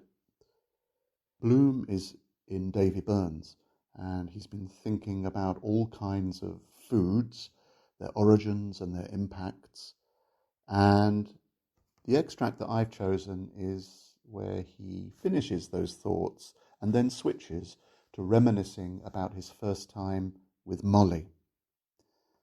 Well, I've chosen this extract because it is one of my favourites. I think it's an especially beautiful piece of writing. And I also like it because it's kind of the counterpart to the very, very famous ending to the book where Molly reminisces about the same memory, her first time with Bloom. And so this part where Bloom thinks about it in a slightly different way is especially beautiful. It's a short extract, and for that reason I'm also including the final thoughts he has about foodstuffs, because it's also, I think, nice the way he switches from those thoughts to the more special thoughts about his time with Molly. So here goes. Wouldn't mind being a waiter in a swell hotel. Tips, evening dress, half-naked ladies. May I tempt you to a little more filleted lemon sole, Miss Doobidad? Yes, Doobidad. And she did be dad. Huguenot name, I expect, that. A Miss Doobidad lived in Killiney, I remember. Do, de, la, French. Still, it's the same fish. Perhaps old Mickey Hanlon of Moore Street ripped the guts out of, making money, hand over fist, finger in fish's gills. Can't write his name on a cheque. Think he was painting the landscape with his mouth twisted. Michael A. H. Ignorant as a kish of brogues. Worth £50,000. Stuck on the pane. 2 flies buzzed. Stuck. Glowing wine on his palate lingered, swallowed. Crushing in the winepress grapes of Burgundy. Sun's heat it is, seems to a secret touch telling me memory. Touched, his sense moistened, remembered. Hidden under wild ferns on Hoth. Below us, bay, sleeping sky. No sound. The sky, the bay purple by the lion's head, green by Drumleck, yellow-green towards Sutton. Fields of undersea, the lines faint brown in grass, buried cities. Pillowed on my coat she had her hair, earwigs in the heather scrub, my hand under her nape. You'll toss me all. Oh, wonder. Cool soft with ointments, her hand touched me, caressed. Her eyes upon me did not turn away. Ravaged over her I lay, full lips, full open, kissed her mouth. Yum. Softly she gave me in my mouth the seed cake, warm and chewed. Mawkish pulp, her mouth had mumbled, sweet and sour with spittle. Joy! I ate it. Joy! Young life. Her lips that gave me pouting. Soft, warm, sticky, gum jelly lips. Flowers her eyes were. Take me. Willing eyes. Pebbles fell. She lay still. A goat. No one. High on Ben Hoath, rhododendrons, a nanny goat walking, sure-footed, dropping currants. Screened under ferns, she laughed, warm-folded. Wildly I lay on her, kissed her, eyes, her lips, her stretched neck, beating, woman's breasts full in her blouse of nun's veiling, fat nipples upright. Hot, I tongued her. She kissed me. I was kissed. All yielding, she tossed my hair. Kissed. She kissed me. Me. And me now. Stuck. The flies buzzed.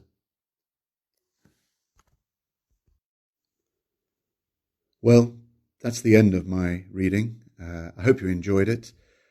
I'd like to dedicate my reading to my wife, Agiri Klauduhu. It's our wedding anniversary next month, 21 years. So, Agiri sagapo parapoli και είμαι ευχαριστημένη είμαστε μαζί ακόμα σήμερα και πάντα. And I'd like to thank Kelly and Dermot for all of their work. Ευχαριστώ πάρα πολύ, Kelly και Dermot, για όλα τα δουλειά σας με το blog και το podcast. So happy Bloomsday, everybody. You know what? If you can get your aunt to fork out 20 quid, why don't you come down to Athens? It would be lovely to see you here. Take care. Bye-bye. Hey, my name is Stephen. I'm reaching you from the high desert of Nevada. I'm going to read the opening of the Sirens episode. I picked this episode because I think it's just so wonderful in exemplifying how spectacular this book is, how everything's intertwined and connected. There's allusions to it before it occurs. The whole thing's an allusion to what comes next. And I think it's just so fun how the first time you read it, it's just like this data absurd pseudo-poem, and you can't quite wrap your head around it. And then as you get further, you're realizing, oh, this was just this like lovely overture to what's about to come. And I just think it's spectacular. It's quantum literature at work. So that's for Dermot and for Muster Mark. So I hope you enjoy it. Thanks. Bronze by gold heard the hoof iron, steely ringing impertinent, thin. Chips picking chips off rocky thumbnail chips, horrid, and gold flushed more, a husky fife note blue.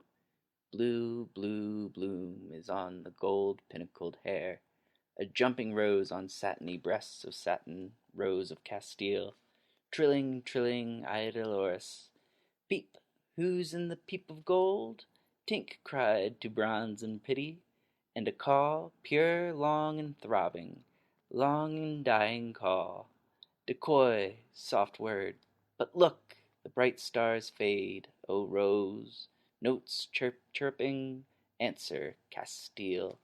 The morn is breaking, jingle, jingle, jaunted jingling, coin rang, clock clacked, a vow son, I could, rebound of garter, not leave thee, smack lushlo, thick smack, a vow warm, sweetheart, goodbye, jingle blue, bloomed crushing chords, when a love absorbs, war, the tympanum, a sail, a veil, a wave upon the waves, lost, throstle fluted, all is lost now. Horn, ha horn, when first he saw, alas, full tup, full throb, warbling, ah, lore, alluring, Martha, come, clap, clop, clip, clap, clappy, clip, Good God, never in heaven at all. Deaf bald Pat brought pad knife, took up a moonlight night call. Far, far, I feel so sad.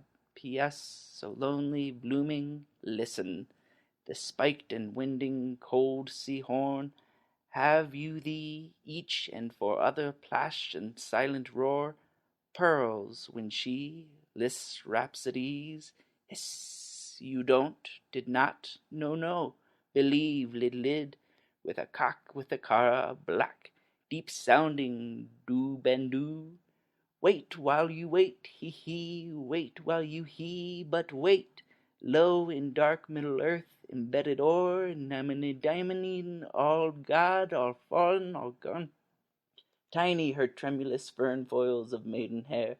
Amen, he gnashed in fury. Fro to fro, a baton cool protruding. Bronze Lydia by mina gold, by bronze, by gold, an ocean green of shadow. Bloom, old bloom, one rapped, one tapped with a cara, with a cock. Pray for him, pray, good people, his gouty fingers knackering. Big Ben, Big Ben.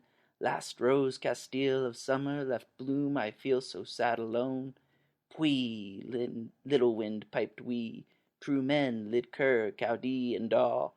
I, like you men, will lift your chist with your shrunk. Pff, oh, where bronze from a near, where gold from afar, where hoofs, crandall, then not till then my epitaph be writ. Done, begin. My name is Sela Ellan Underwood, and I have just now finished my first read-through of Ulysses, which I began just before the quarantine. I'm reading from Portland, Oregon, USA, and what I have for you is a siren song from the Sirens episode of Ulysses. In this passage, you can hear Leopold Bloom fall under the enchantment of music, as played on the piano in the Ormond Hotel. Simon Daedalus is performing a song, which means that he is our siren. So please, feel free to imagine him sitting on a sea-surrounded rock, combing through his hair seductively as you listen. The harping chords of prelude closed. A chord long drawn, expectant, drew a voice away. When first I saw that form endearing. Richie turned. Sighed Daedalus's voice, he said. Brain-tipped, cheek-touched with flame, they listened, feeling that flow endearing, flow over skin, limbs, human heart, soul, spine. Bloom signed to Pat. Pat is a waiter hard of hearing, to set ajar the door of the bar. The door of the bar. So, that will do. Pat, waiter, waited, waiting to hear, for he was hard of hear by the door. Sorrow from me seemed to depart. Through the hush of air a voice sang to them, low, not rain, not leaves and murmur, like no voice of strings, of reeds, or what do you call them, dulcimers, touching their still ears with words, still hearts of their each his remembered lives. Good, good to hear. Sorrow from them each seemed to from both depart when first they heard. When first they saw, lost Richie, Poldy, mercy of beauty, heard from a person wouldn't expect it in the least, her first merciful, love-soft, oft-loved word. Love that is singing love's old sweet song. Bloom unwound slowly the elastic band of his packet. Love's old sweet sonne la gold.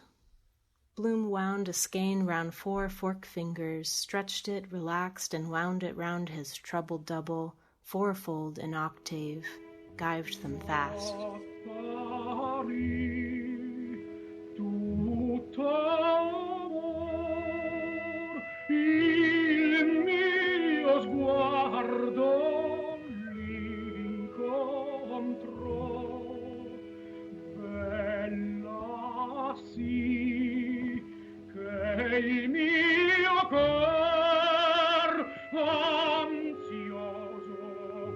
The voice of Lionel returned, weaker but unwearied. It sang again to Richie, Poldy, Lydia Lidwell, also sang to Pat, open mouth, ear, waiting to wait. How first he saw that form endearing, how sorrow seemed to depart, how look, form, word charmed him. Gould Lidwell won Pat Bloom's heart. Wish I could see his face, though.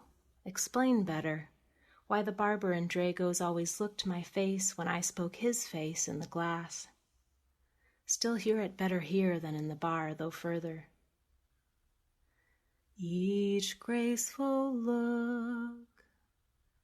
First night when first I saw her at Matt Dillon's in Terranure. Yellow, black lace she wore, musical chairs, we two the last, fate, after her fate. Round and round slow, quick round, we two all looked. Halt, down she sat, all ousted looked, lips laughing, yellow knees. Charmed my eye. Singing, waiting, she sang, I turned her music. Full voice of perfume, of what perfume does your lilac trees? Bosom I saw, both full, throat warbling, first I saw. She thanked me. Why did she me? Fate, Spanishy eyes. Under a pear tree alone, patio this hour in old Madrid, one side in shadow, Dolores she Dolores. At me, luring, ah, luring. Martha, Martha. Quitting all languor, Lionel cried in grief, in cry of passion dominant to love to return with deepening yet with rising chords of harmony. In cry of Lionel loneliness that she should know, must Martha feel. For only her he waited. Where? Here, there, try there, here, all try where. Somewhere. Come, thou lost one, come, thou dear one. Alone, one love, one hope, one comfort me. Martha, chest note, return. Come. It soared, a bird, it held its flight, a swift, pure cry. Soar, silver orb, it leaped serene, speeding, sustained, to come. Don't spin it out too long, long breath, he breath, long life. Soaring high, high resplendent, a flame crowned, high in the effulgence symbolistic, high of the ethereal bosom, high of the high, vast irradiation everywhere, all soaring, all around the all, the endlessness. To me, Leopold, consumed. Come, well sung, all clapped, she ought to. Come, to me, to him, to her, you too, me, us. Bravo, clap, clap, good man, Simon, clappy, clap, clap. Encore, clip, clap, clap, sound as a bell. Bravo, Simon, clap, clap, clap. Encore, clap, said, cried, clapped all. Ben Dollard, Lydia Deuce, George Lidwell, Pat, Mina, two gentlemen with two tankards, Cowley, first gent with tank, and bronze Miss Deuce and gold Miss Mina. Blazes Boylan's smart tan shoes creaked on the bar floor, said before. Jingled by monuments of Sir John Gray, Horatio One-Handed Nelson, Reverend Father Theobald Matthew, jaunted as said before just now. A trot in heat-seated. Cloche sonnez la. Slower the mare went up the hill by the rotunda, Rutland Square. Too slow for Boylan, Blazes Boylan, impatience Boylan, joggled the mare. And after clang of Cowley's chords closed, died in the air made richer. And Richie Goulding drank his power, and Leopold Bloom his cider drank. Lidwell his Guinness, second gentleman, said they would partake of 2 more tankards if she did not mind. Miss Kennedy smirked, disserving, coral lips, at first, at second. She did not mind. 7 days in jail, Ben Dollard said, on bread and water. Then you'd sing, Simon, like a garden thrush. Lionel Simon, singer, laughed. Father Bob Cowley played. Mina Kennedy served, second gentleman paid. Tom Kiernan strutted in. Lydia admired. But Bloom sang dumb, admiring.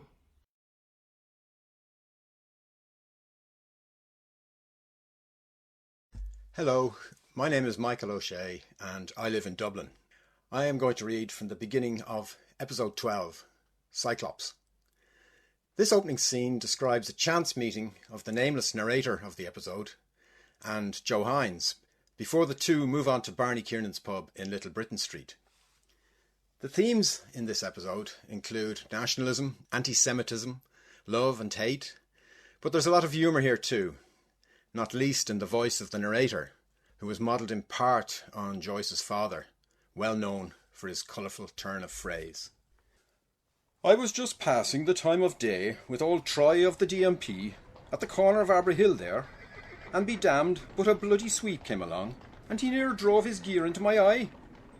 I turned around to let him have the weight of my tongue, when who should I see dodging along Stony Batter? Only Joe Hines. "Hello, Joe," says I. "How are you blowing? Did you see that bloody chimney sweep near shove my eye out with his brush?" "Suits luck," says Joe. "Who's the old bollocks you were talking to?" "Old Troy," says I. "Was in the force. I'm on two minds not to give that fellow in charge for obstructing the thoroughfare with his brooms and ladders. What are you doing round these parts?" says Joe. "Divil a much," says I. "There's a bloody big foxy thief beyond by the Gallerson Church, at the corner of Chicken Lane. Old Troy was just giving me a wrinkle about him. Lifted any god's quantity of tea and sugar to pay 3 bob a week. Said he had a farm in the county down. Off a hop of my thumb by the name of Moses Herzog, over there near Heytesbury Street." "Circumcised?" says Joe. "Aye," says I, "a bit off the top. An old plumber named Garrity. I'm hanging on to his taw now for the past fortnight, and I can't get a penny out of him." "That's the lay you're on now," says Joe. "Aye," says I. "How are the mighty fallen? Collector of bad and doubtful debts. But that's the most notorious bloody robber you'd meet in a day's walk, and the face on him all pockmarks would hold a shower of rain. Tell him," says he, "I dare him," says he, "and I double dare him, to send you round here again, or if he does," says he, "I'll have him summoned up before the court, so I will, for trading without a licence, and he after stuffing himself till he's fit to burst." Jesus, I had to laugh at the little Jewy getting his shirt out. He drink me my teas, he eat me my sugars, because he no pay me my monies.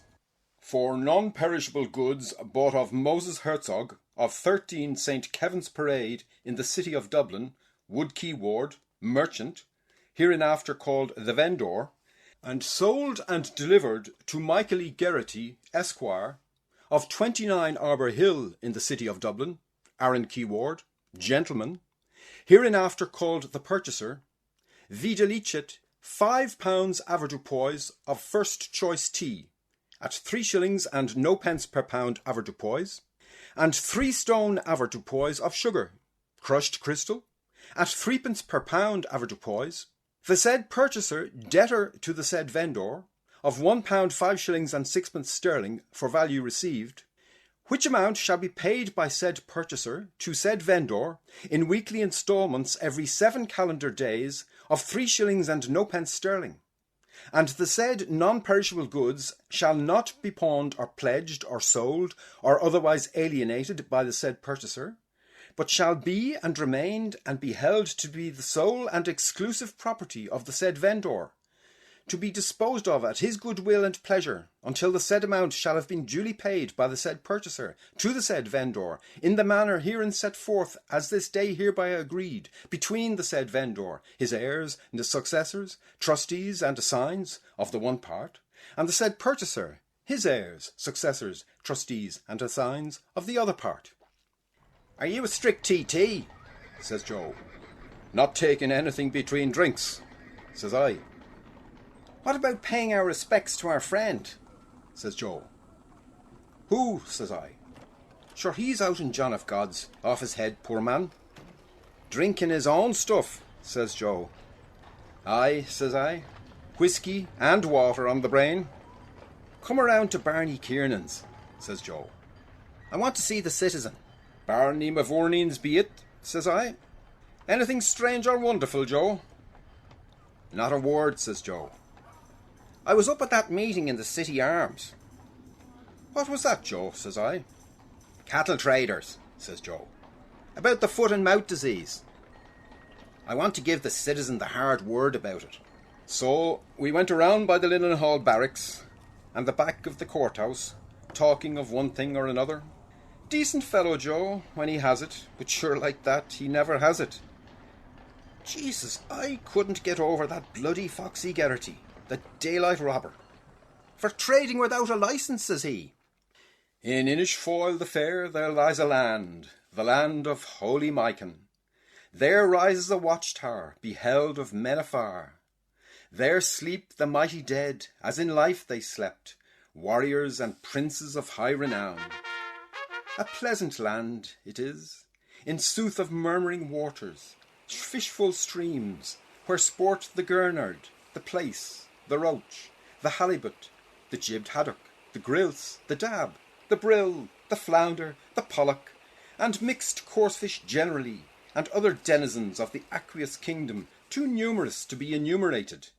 In the mild breezes of the west and of the east, the lofty trees wave in different directions their first-class foliage, the wafty sycamore, the Lebanonian cedar, the exalted plane tree, the eugenic eucalyptus, and other ornaments of the arboreal world with which that region is thoroughly well supplied. Lovely maidens sit in close proximity to the roots of the lovely trees, singing the most lovely songs, while they play with all kinds of lovely objects, as for example golden ingots, silvery fishes, crans of herrings, draughts of eels, codlings, creels of fingerlings, purple sea gems, and playful insects. And heroes voyage from afar to woo them, from Iblana to Slieve Margie, the peerless princes of unfettered Munster, and of Connacht the Just, and of smooth, sleek Leinster, and of Cruachan's land, and of Armagh the Splendid, and of the noble district of Boyle, princes, the sons of kings.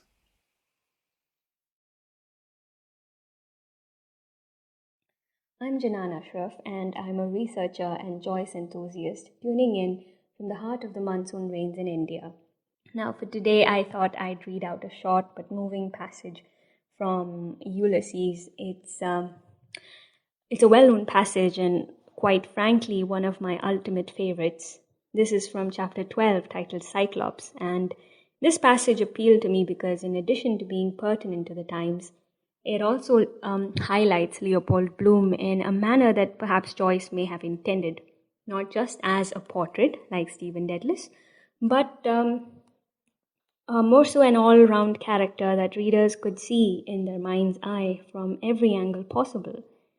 So in this passage that I'm about to read out, the edition that I'm using being the Dublin Illustrated Edition published by the O'Brien Press, we witness Leopold Bloom asserting himself and his identity before the blatantly xenophobic and anti-Semitic citizen. "Robbed," says he, "plundered, insulted, persecuted, taking what belongs to us by right.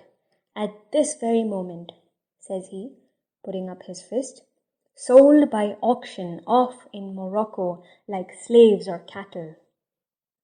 "Are you talking about the New Jerusalem?" says the citizen. "I'm talking about injustice," says Bloom. "Right," says John Wise. "Stand up to it then with force like men."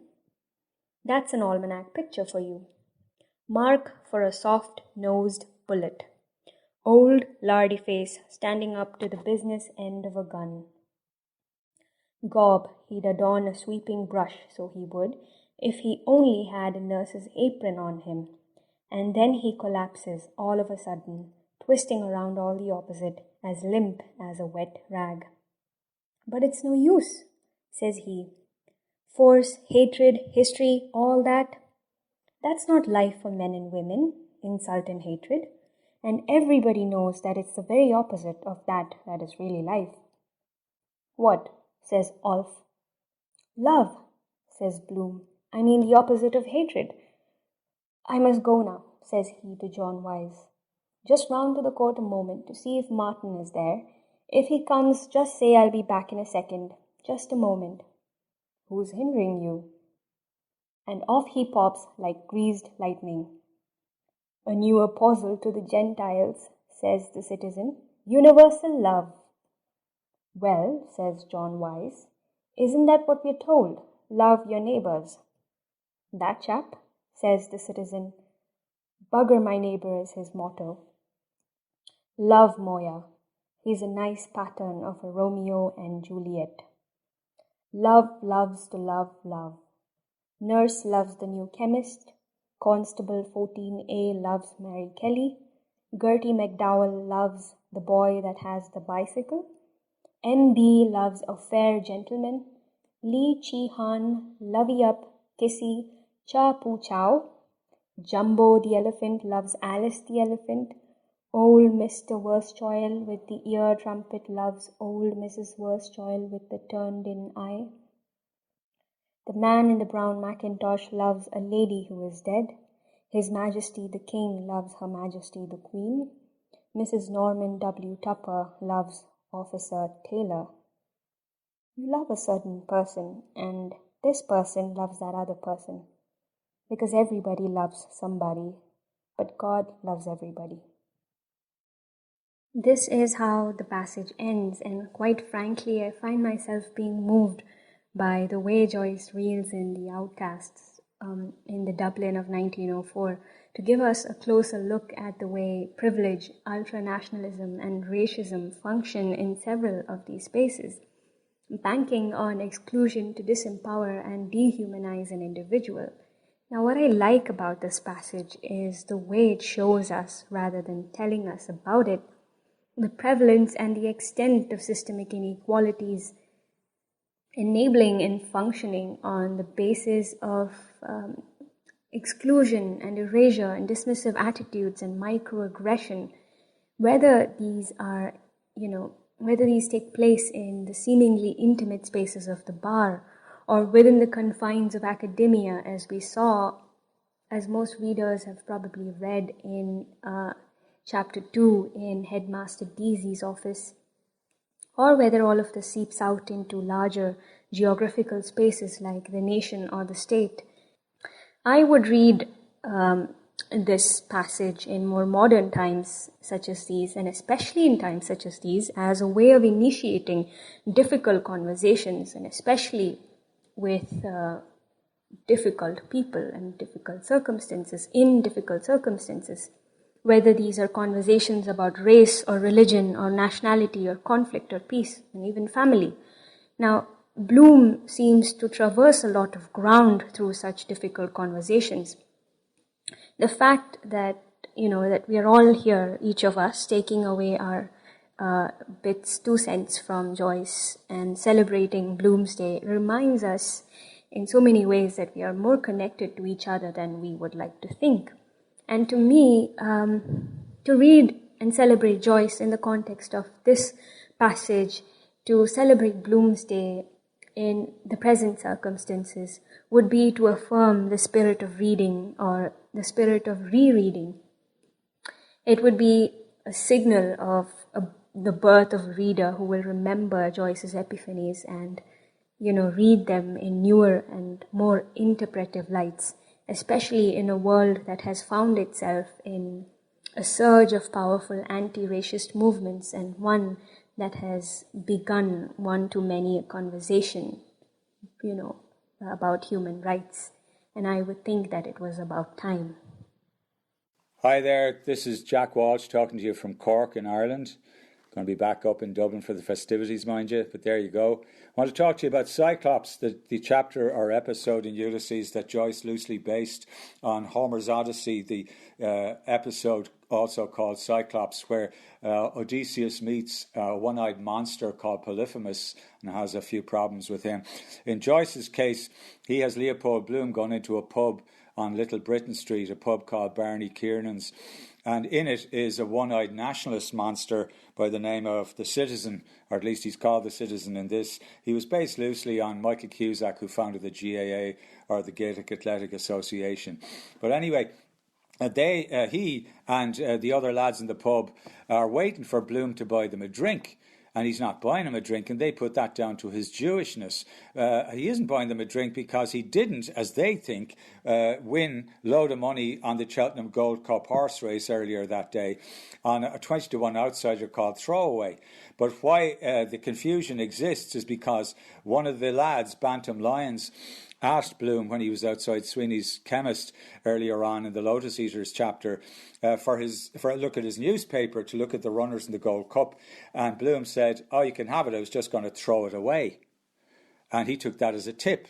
Now, the thing was that the 20-1 outsider called Throwaway actually did win that race on that day, 16th of June, 1904. So now, at the end of the chapter, this bit that I'm going to read you, it's coming to a head. They're sick of the fact that he won't buy them a drink.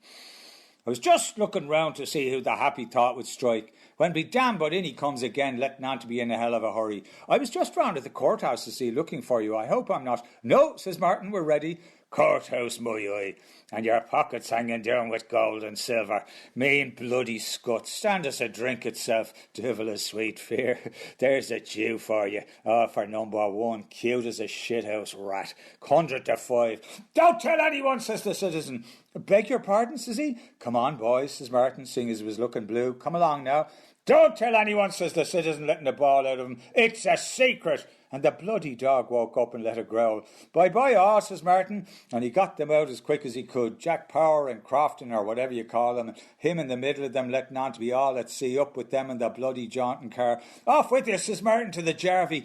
But begob, I was just lowering the heel of the point when I saw the Citizen getting up to waddle to the door, puffing and blowing with the dropsy, and he cursing the curse of Cromwell on him, bell, hook and candle in Irish, spitting and spatting out of him, and Joe and little Alf round him like a leprechaun trying to pacify him. "Let me alone," says he. And begob, he got as far as the door, and they holding him, and he bawls out of him, "3 cheers for Israel!" Sit down in the parliamentary side of your arse, for Christ's sake, and don't be making a public exhibition yourself. Jesus, there's always some bloody clown or other kicking up a bloody murder about bloody nothing. God, it turned the porter sour in your guts, oh would. And all the ragamuffins and sluts of the nation round the door, and Martin turned the Jarvey to drive ahead, and the Citizen bawling, and Alf and Joe at him to whisht, and he and his high horse about the Jews, and the loafers calling for his speech, and Jack Power trying to get him to sit down in the car and hold his bloody jaw, and a loafer with a patch over his eyes starts singing, "If the man in the moon was a Jew, Jew, Jew," and a slut shouts out of her, "Hey, mister, your fly is open, mister."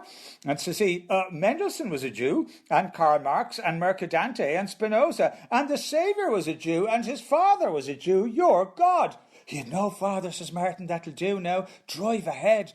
"Who's God?" says the Citizen. "Well, his uncle was a Jew," says he. Your God was a Jew. Christ was a Jew like me." God, the Citizen made a plunge back into the shop. "By Jesus," says he, "I'll brain that bloody Jew man for using the holy name. By Jesus, I'll crucify him, so I will. Give us that biscuit box here." "Stop, stop," says Joe. A large and appreciative gathering of friends and acquaintances from the metropolis and Greater Dublin assembled in their thousands to bid farewell.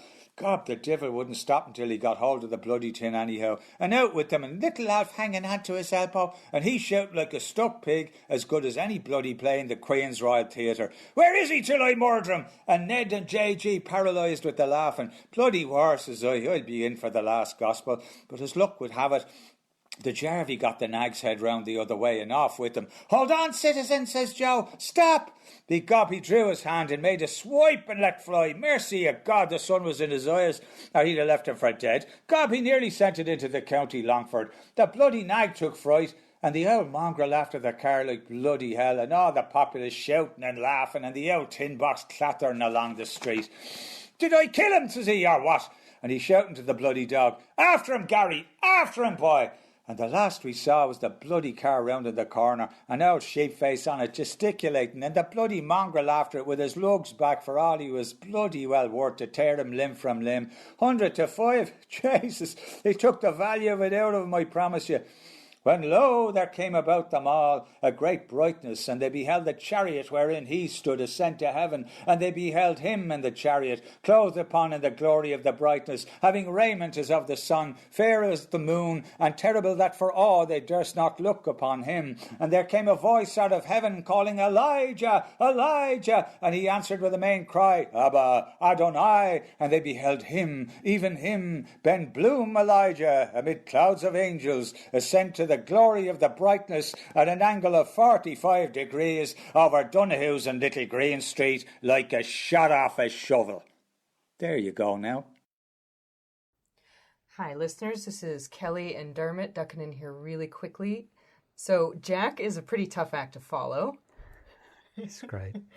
The next track up is by a Dubliner named Chris Lewis. He is a songwriter, musician, and poet who has prepared a lovely spoken word piece. There were some technical problems with the intro he recorded for us, so we want to make sure that you can hear really well what he wanted to say. So we're going to have Dermot read it for you, and then you can listen to his piece, The King of Ithaca. As a songwriter, I've always been keenly interested in the use of language in song, and I've had many influences. James Joyce has been and is one of the most important on me. The piece you're about to hear, The King of Ithaca, is a personal homage to an artist I love and is the final track of my album, Paradise and Vidu, which I describe as a work of fiction, frequently taking immense liberties with the facts. I hope you enjoy it and have a wonderful Bloomsday. Thank you, Dermot, and thank you, Chris. And you can find Paradise and Vidu many places online, such as Amazon, Apple Music, and Google Play Music. So if you like what you hear, be sure to check it out. And without further ado, The King of Ithaca by Chris Lewis.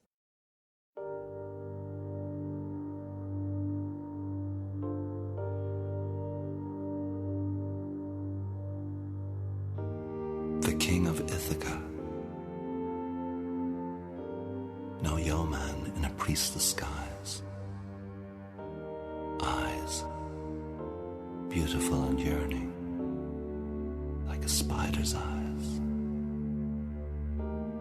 Intone the highest anthem. Strike the harps within the hall. Beauty's beating heart.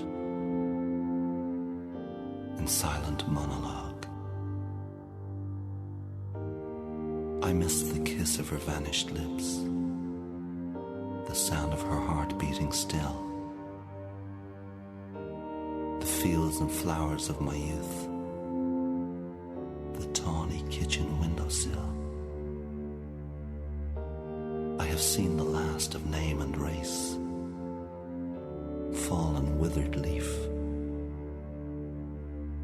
and disbelievers fascinated by the power of belief. I looked for the lamp she told me would shine when her midnight lover returned. Storm-tossed heart, no broken bones, staff of blackberry thorn. I walked the darkness of familiar roads in the folding of the night.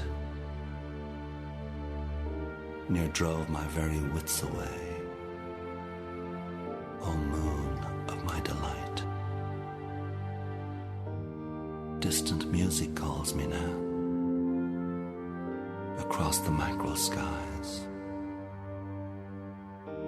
Flames of blood flood through my veins, chains that paralyze. The invasion of color to her cheeks, shroud of mystery, and the emphasis of idiom only spiders see. The King of Ithaca, no yeoman in a priest's skies. Eyes, beautiful and burning, like a spider's eyes. Intone the highest anthem. Strike the harps within the hall. Beauty's beating heart silent monologue. The king of Ithaca, now yeoman in a priest disguise, eyes beautiful and yearning,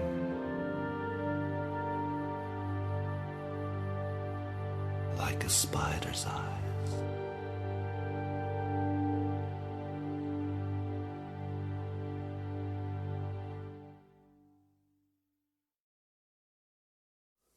Hello, my name is Joe Gallagher. I'm going to read some pages from the start of the Nausicaa episode of Ulysses.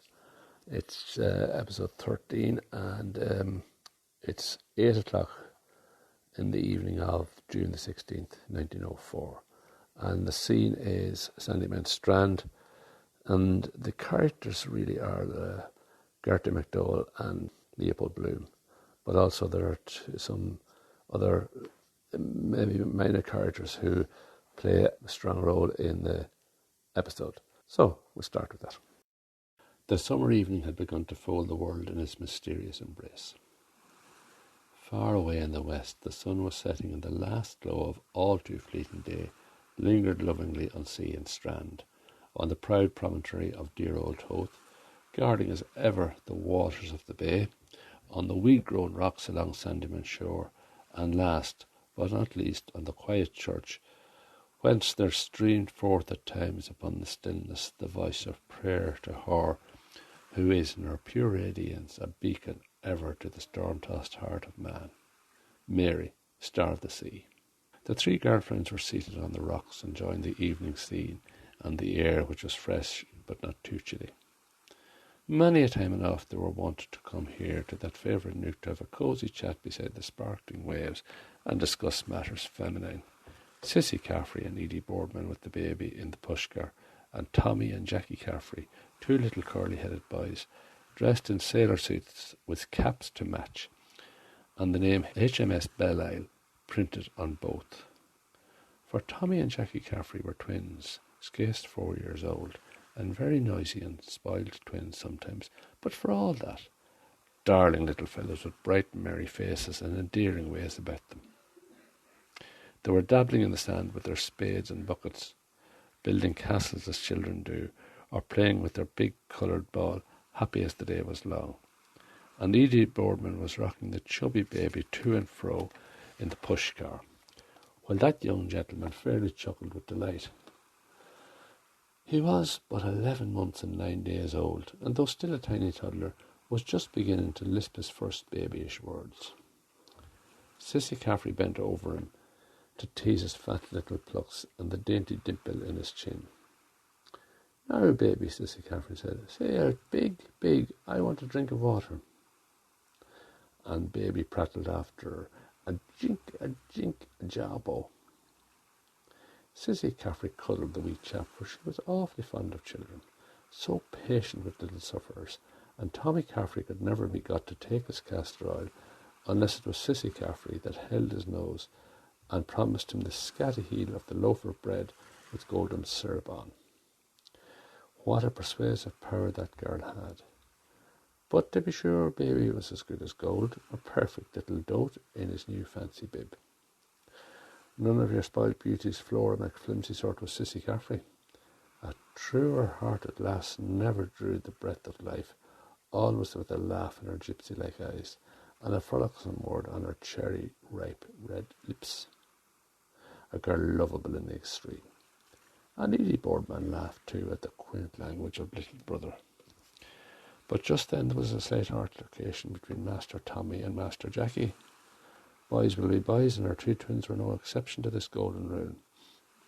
The apple of discord was a certain castle of sand, which Master Jackie had built, and Master Tommy would have it right go wrong that it was to be architecturally improved by a front door like the Martello Tower had. But if Master Tommy was headstrong, Master Jackie was self-willed too, and, true to the maxim that every little Irishman's house is his castle, he fell upon his hated rival, and to such purpose that the would-be assailant came to grief and, alas to relate, their coveted castle too. Needless to say, the cries of discomfited Master Tommy drew the attention of the girlfriends. "Come here, Tommy," his sister called imperatively. "At once, and you, Jackie, for shame to throw poor Tommy in the dirty sand. Wait till I catch you for that." His eyes misty with unshed tears, Master Tommy came to her call, for their big sister's word was law with the twins. And in a sad plight he was after his misadventure. His little man-o'-war top and unmentionables were full of sand, but Sissy was a past mistress in the art of smoothing over life's tiny troubles, and very quickly not one speck of sand was to be seen on his smart little suit.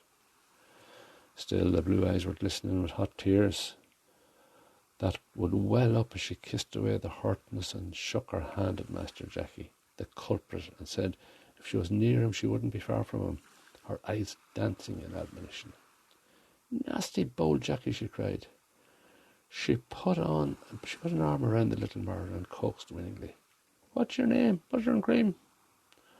"Tell us who's your sweetheart," spoke Edie Boardman. "Is Sissy your sweetheart?" "Now," tearful Tommy said.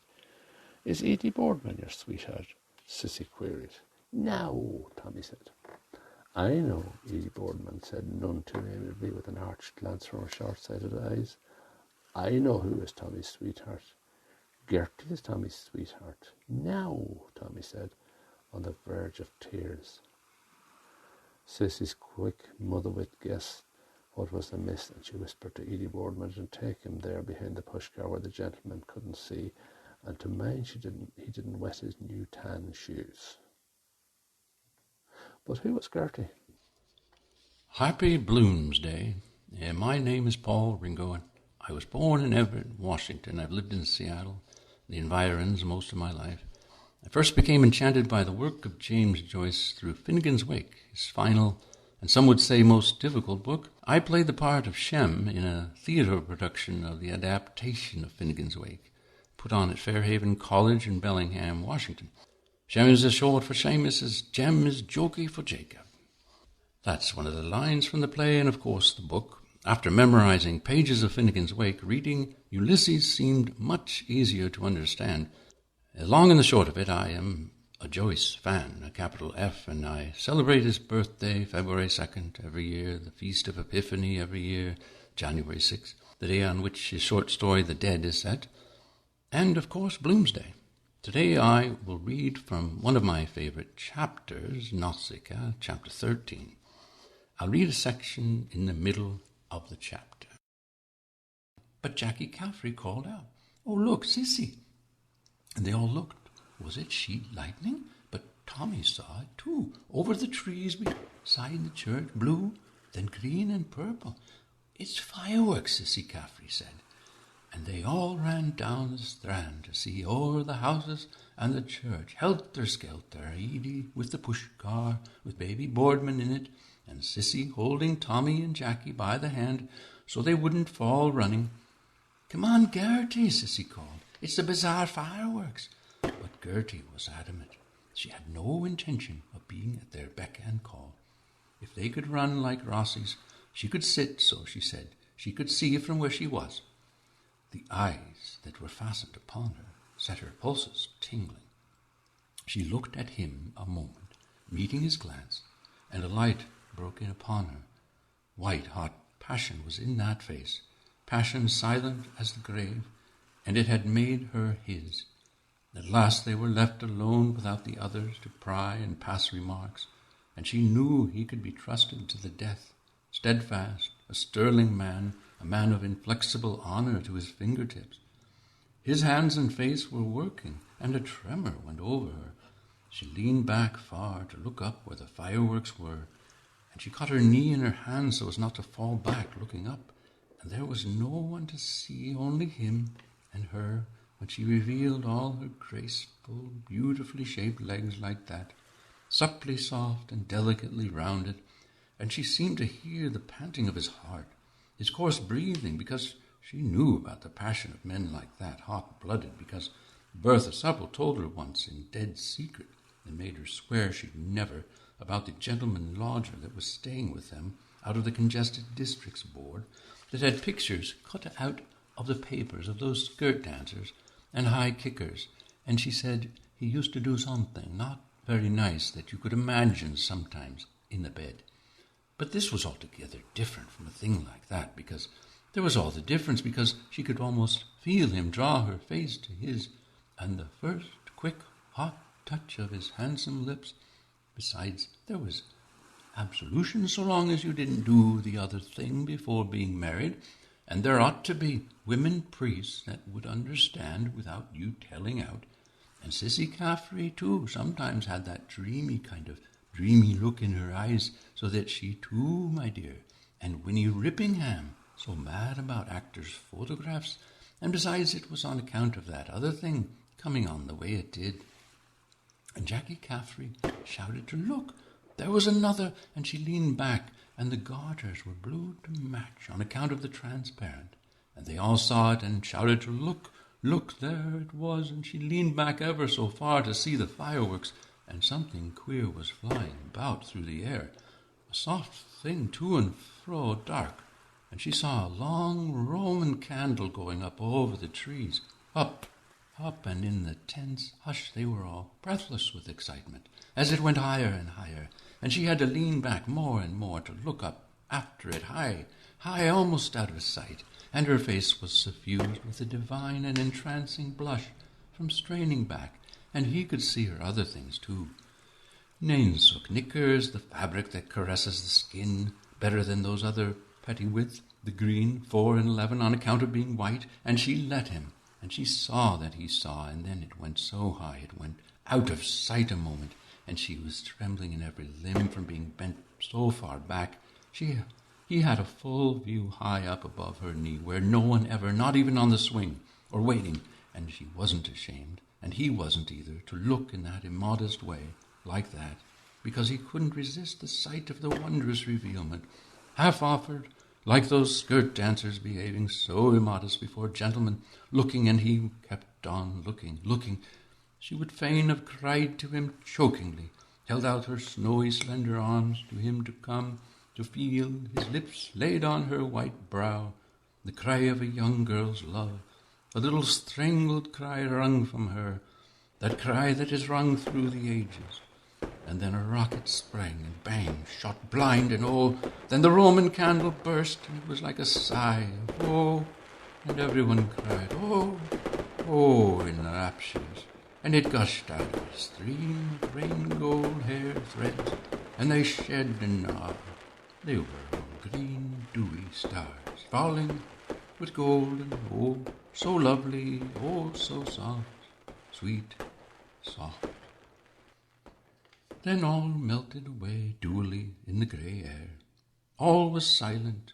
Ah, she glanced at him as she bent forward quickly, a pathetic little glance of piteous protest, of shy reproach under which he coloured like a girl. He was leaning back against the rock behind. Leopold Bloom, for it is he, stands silent with bowed head before those young guileless eyes. What a brute he had been! At it again. A fair unsullied soul had called to him, and wretch that he was, how had he answered? An utter cad he had been, he of all men, but there was an infinite store of mercy in those eyes. For him, too, a word of pardon, even though he had erred and sinned and wandered. Should a girl tell? No, 1,000 times no. That was their secret, only theirs, alone in the hiding twilight, and there was none to know or tell save the little bat that flew so softly through the evening to and fro, and little bats don't tell. Hi, my name is Talia and I'm from Tel Aviv, and I'm a PhD candidate at the University of Jerusalem. I will be reading a passage from Oxen of the Sun. This paragraph was the first paragraph I completely fell in love with already when I read the book for the first time. It fuses Leopold Bloom's past, present, and perhaps even future in a beautiful and devastating cyclicality. I will never be convinced that there is any paragraph anywhere that is more beautiful than this one from Oxen of the Sun. So I am reading starting line 1038. What is the age of the soul of man?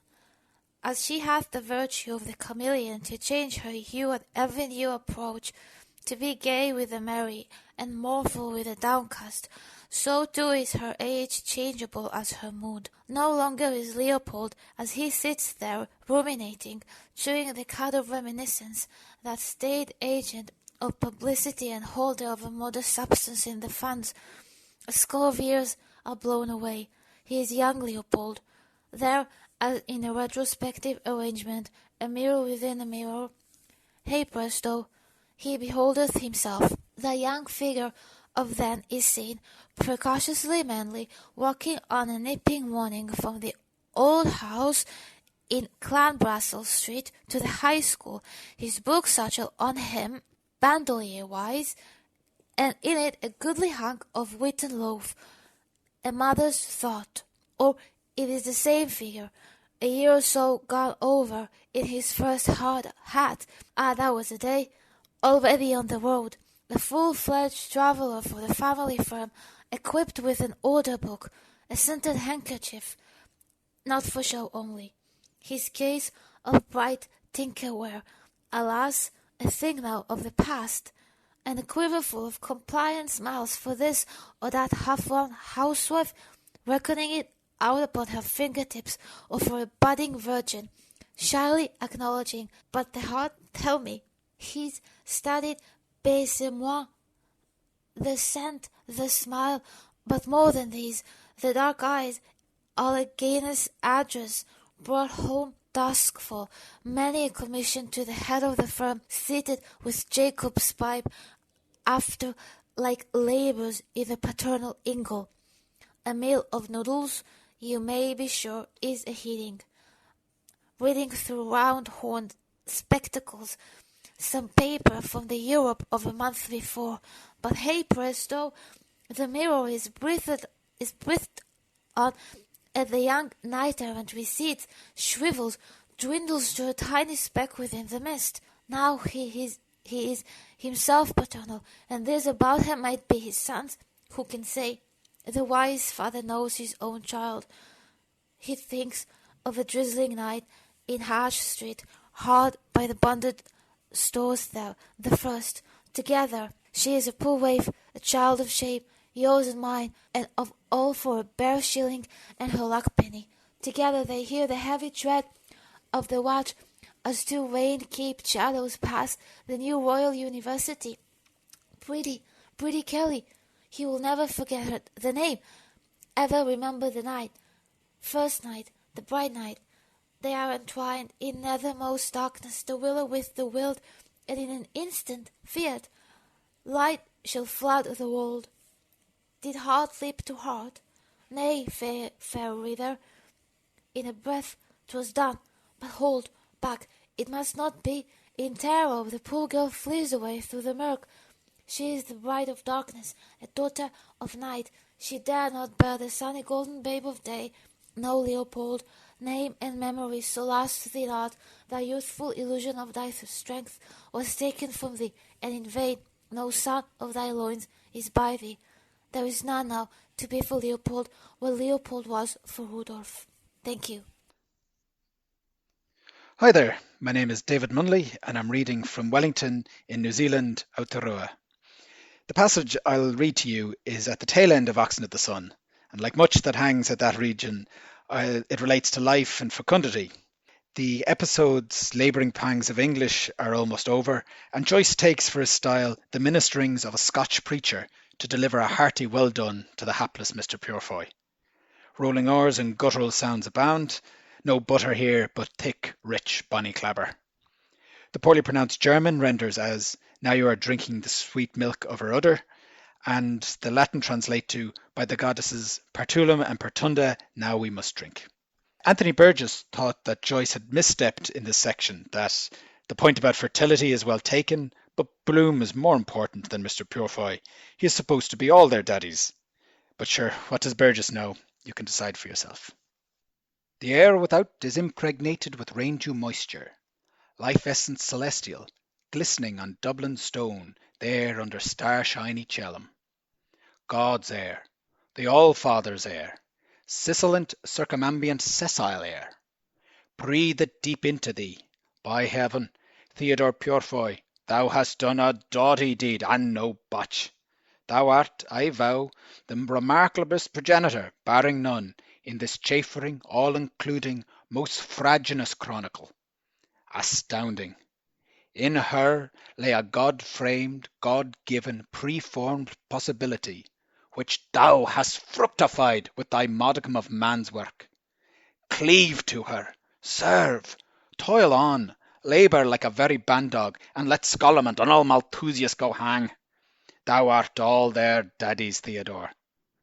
Art drooping under thy load, bemoiled with butcher's bills at home, and ingots, not thine, in the counting-house. Head up. For every new begotten thou shalt gather thy homer of ripe wheat. See thy fleece is drenched. Dost envy Darby Dolman there with his Joan? A canting jay and a roomy-eyed cur-dog is all their progeny. Pshaw! I tell thee, he is a mule, a dead gastropod, without vim or stamina, not worth the cracked kreutzer. Copulation without population. No, say I.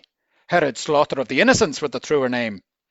Vegetables, forsooth, and sterile cohabitation. Give her beefsteaks, red, raw, bleeding.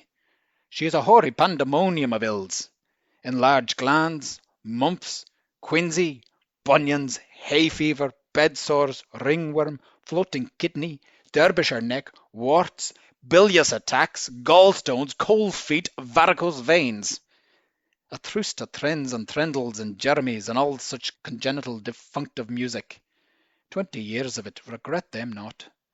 With thee it was not as with many that will and would and wait and never do. Thou sawest thy America, thy life task, and didst charge to cover like the transpontine bison. How saith Zarathustra? Dine a coo, trupsal, milkest du, non trinkest the Susa, milk des oitas. See, it explodes for thee in abundance. Drink, man, another full. Mother's milk purify, the milk of human kin. Milk, too, of those burgeoning stars overhead, redolent in thin rain vapour. Punch milk, such as those rioters will quaff in their guzzling dens. Milk of madness, the honey milk of Canaan's land. Thy cow's dug was tough, what? Aye, but her milk is hot and sweet and fattening. No dollop this, but thick, rich, bonny clabber. To her, old patriarch, pap, per deum partulum et partundum nunc espabendium. This is Colin Faulkner reading. I'm reading from the Boyne Valley in Ireland, close to Newgrange and the River Boyne. It's near where Pierce Brosnan, 007, was born. He was born in the same hospital as me, the Lord's Drogheda.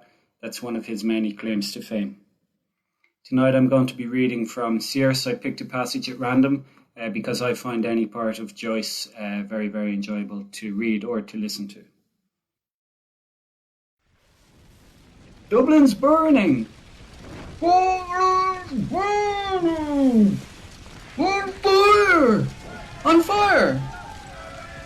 Brimstone fires spring up, dense clouds roll past, heavy Gatling guns boom. Pandemonium. Troops deployed, gallop of hooves, artillery, hoarse commands, bells clang, backers shout, drunkards bawl, hearers screech, foghorns hoot, cries of Valkyrie, shrieks of dying, pikes clash on cuirasses. Teased rob the slain, birds of prey winging from the sea, rising from marshland, swooping from eyries, hover, screaming. Gannets, cormorants, vultures, goshawks, climbing woodcocks, peregrines, merlins, black grouse, sea eagles, gulls, albatrosses, barnacle geese. The midnight sun is darkened. The earth trembles. The dead of Dublin, from Prospect and Mount Jerome, in white sheepskin overcoats and black goat fell cloaks, arise and appear to many. A chasm opens with a noiseless yawn. Tom Rochford, winner in athlete singlet and breeches, arrives at the head of the national handicap and leaps into the void. He is followed by a race of runners and leapers. In wild attitudes they spring from the brink, their bodies plunge. Factory lasses with fancy clothes, plus red Yorkshire barrow bombs. Society ladies lift their skirts above their heads to protect themselves. Laughing witches in red cutty socks ride through the air on broomsticks. Quaker lister plaster blisters.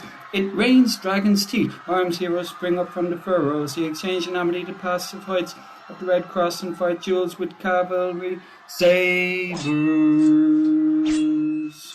Wolftone against Henry Grattan.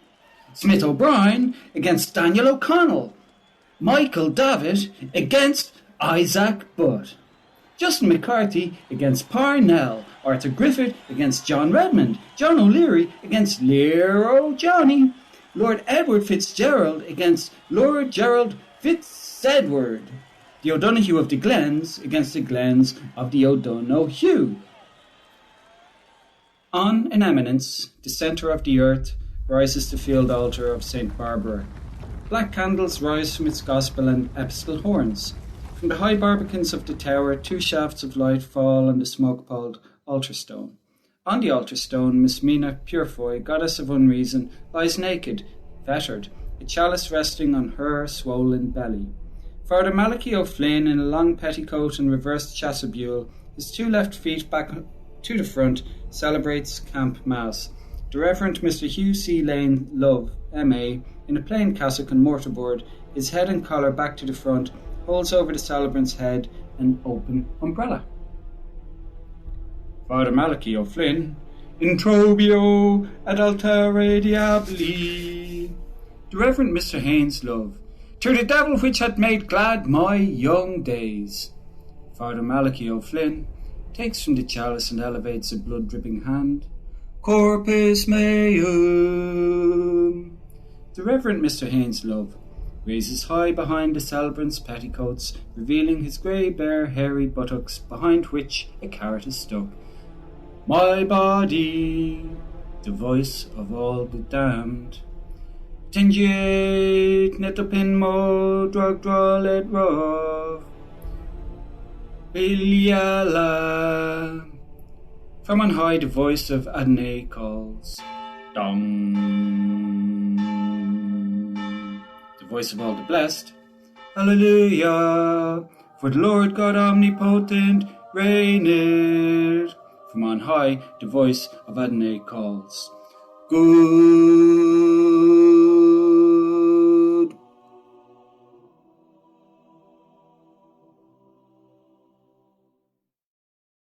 Hello, my name is Brendan Riley, and I'm reading today from San Diego, California. The passage that I'm reading comes from chapter 16 of Ulysses, sometimes known as Eumaeus. In the Odyssey, when Odysseus finally makes it back to Ithaca, disguised as an old beggar, the first person whom he encounters is Eumaeus, an old swineherd who offers the wanderer food and shelter. This brings us to chapter 16, which takes place in the cabman's shelter near Butt Bridge, where Bloom and Stephen take refuge following their mad adventures in the preceding Circe chapter. Inside the cabman's shelter, the 2 listen in as the conversation swirls around them, eventually lighting on the perennial subject of the fate and legend of deceased Irish patriot Charles Parnell. One morning you would open the paper, the cabman affirmed, and read, "Return of Parnell." He bet them what they liked. A Dublin Fusilier was in that shelter one night and said he saw him in South Africa. Pride it was killed him. He ought to have done away with himself, or lain low for a time after committee room number 15, until he was his old self again, with no one to point a finger at him. Then they would all to a man have gone down on their marrow bones to him, to come back when he had recovered his senses. Dead he wasn't, simply absconded somewhere. The coffin they brought over was full of stones. He changed his name to Devet, the Boer general. He made a mistake to fight the priests, and so forth and so on. All the same, Bloom, properly so dubbed, was rather surprised at their memories, for in 9 cases out of 10 it was a case of tar barrels, and not singly, but in their thousands, and then complete oblivion, because it was 20-odd years. Highly unlikely, of course, there was even a shadow of truth in the stones, and even supposing, he thought a return highly inadvisable, all things considered. Something evidently riled them in his death. Either he petered out too tamely of acute pneumonia just when his various different political arrangements were nearing completion, or whether it transpired he owed his death to his having neglected to change his boots and clothes after a wetting, when a cold resulted, and failing to consult a specialist, he being confined to his room till he eventually died of it, amid widespread regret before a fortnight was at an end. Or quite possibly they were distressed to find the job was taken out of their hands. Of course, nobody being acquainted with his movements even before, there was absolutely no clue as to his whereabouts, which were decidedly of the Alice where art thou order, even prior to his starting to go under several aliases such as Fox and Stewart, so the remark which emanated from friend Cabby might be within the bounds of possibility. Naturally, then, it would prey on his mind as a born leader of men, which undoubtedly he was, and a commanding figure, a 6-footer, or at any rate 5 feet 10, or 11 in his stockinged feet, whereas Messrs. So-and-so, who, though they weren't even a patch on the former man, ruled the roost after, their redeeming features were very few and far between. It certainly pointed a moral, the idol with feet of clay, and then 72 of his trusty henchmen rounding on him with mutual mudslinging, and the identical same with murderers. You had to come back. That haunting sense kind of drew you, to show the understudy in the title role how to. He saw him once on the auspicious occasion when they broke up the type in the Insuppressible, or was it United Ireland? A privilege he keenly appreciated, and in point of fact handed him his silk hat when it was knocked off, and he said, "Thank you," excited as he undoubtedly was under his frigid exterior, notwithstanding the little misadventure mentioned between the cup and the lip, what's bred in the bone. Still, as regards return, you were a lucky dog if they didn't set the terrier at you directly you got back. Then a lot of shilly-shally usually followed, Tom 4 and Dick and Harry against, and then number 1, you came up against the man in possession and had to produce your credentials, like the claimant in the Tichborne case, Roger Charles Tichborne. Bella was the boat's name, to the best of his recollection. He, the heir, went down in, as the evidence went to show, and there was a tattoo mark, too, in Indian ink. Lord Bellew, was it? As he might very easily have picked up the details from some pal on board ship, and then, when got up to tally with the description given, introduce himself with, "Excuse me, my name is so-and-so," or some such commonplace remark. A more prudent course, as Bloom said to the not over-effusive, in fact, like the distinguished personage under discussion beside him, would have been to sound the lie of the land first. "That bitch, that English whore did for him," the shebeen proprietor commented. "She put the first nail in his coffin. Fine lump of a woman all the same," the soi-disant town clerk Henry Campbell remarked. "And plenty of her. She loosened many a man's thighs. I seen her picture in a barber's. The husband was a captain or an officer. I skinned the goat," amusingly added. "He was, and a cotton ball one." Hello, Kelly. My name is Kevin O'Doherty. I live about 1 kilometre away from the Joyce Tower in Sandy Cove, Dublin. And since retiring a few years ago, I've become an amateur Joyce enthusiast.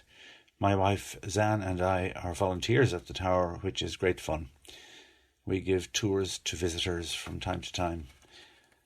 My friend Andrew Basquille made me aware of B&B, and I loved the podcast. Please keep it up.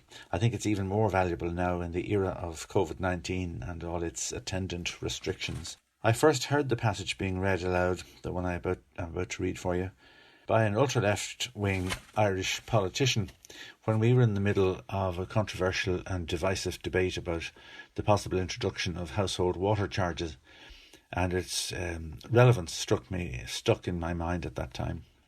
As with all of the long chapter of Ithaca, it's written in the style of the old Catholic catechism with which Joyce would have been very familiar. Joyce referred to the mathematical catechism of Ithaca. In this short piece I'm going to do 2 questions. One is very brief, the second lasts about 2 minutes. Bloom and Stephen have arrived back to Bloom's house at 7 Eccles Street and are in the kitchen. Bloom is making cocoa and goes to the tap, or faucet as you might say, to put water into the kettle. I will read 2 of the questions, as I said, and their answers, which represent, I think, the narrator's voice with Bloom's thoughts incorporated. So here goes. What did Bloom do at the range? He removed the saucepan to the left hob, rose and carried the iron kettle to the sink in order to tap the current by turning the faucet to let it flow. Did it flow? Yes. From Roundwood Reservoir in County Wicklow, of a cubic capacity of 2,400 million gallons, percolating through a subterranean aqueduct of filter mains of single and double pipage, constructed at an initial plant cost of £5 per linear yard, by way of the Dargle, Rathdown, Glen of the Downs and Callow Hill, to the 26-acre reservoir at Stillorgan, a distance of 22 statute miles, and thence through a system of relieving tanks by a gradient of 250 feet to the city boundary at Eustace Bridge, Upper Leeson Street, though from prolonged summer drought and daily supply of 12.5 million gallons, the water had fallen below the sill of the overflow weir, for which reason the Borough Surveyor and Waterworks Engineer Mr. Spencer Harty, C.E., on the instructions of the Waterworks Committee, had prohibited the use of municipal water for purposes other than those of consumption, envisaging the possibility of recourse being had to the impotable water of the Grand and Royal Canals as in 1893, particularly as the South Dublin Guardians, notwithstanding their ration of 15 gallons per day per pauper, supplied through a 6-inch metre, had been convicted of a wastage of 20,000 gallons per night by a reading of their metre on the affirmation of the law agent of the corporation, Mr. Ignatius Rice, solicitor, thereby acting to the detriment of another section of the public self-supporting taxpayers, solvent sound. Hello and happy Bloomsday. My name is Kenji Hayakawa. I'm a translator of books based in Dublin, Ireland. And one fun fact is the place I live is very close to James Joyce's family home in the Phibsborough-Cabra area. So today I'm reading a passage from the Ithaca chapter, which is the penultimate chapter of James Joyce's Ulysses. Prior to this passage, so far, it's 2 a.m, and Bloom and Stephen are heading towards 7 Eccles Street, where Bloom lives. Bloom offers Stephen lodgings, and after a little bit of trouble opening the key to the front door, the 2 characters enter the house, and Bloom proceeds to make some cocoa. So he goes to the kitchen sink and turns the tap on and fills the kettle with water. And as he carries the water, this passage occurs, as he is inspired to contemplate the wonders of water. And I think I speak for many readers when I say that this passage is particularly memorable within Ulysses, perhaps because it speaks to a universal fascination with the universality and ubiquity of water. So without further ado, here's the passage. What in water did Bloom, water lover, drawer of water, water carrier, returning to the range, admire?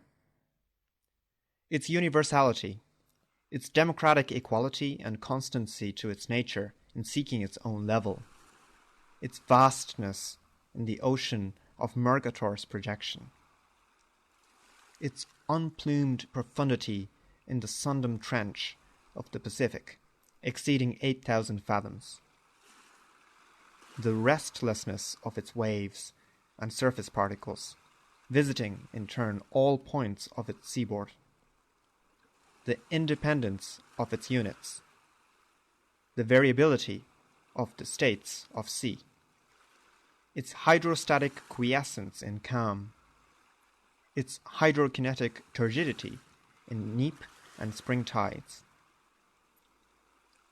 its subsidence after devastation. Its sterility in the circumpolar ice caps, Arctic and Antarctic.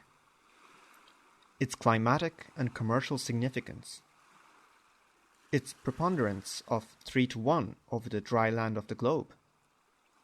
Its indisputable hegemony extending in square leagues over all the region below the sub-equatorial Tropic of Capricorn. The multi-secular stability of its primeval basin.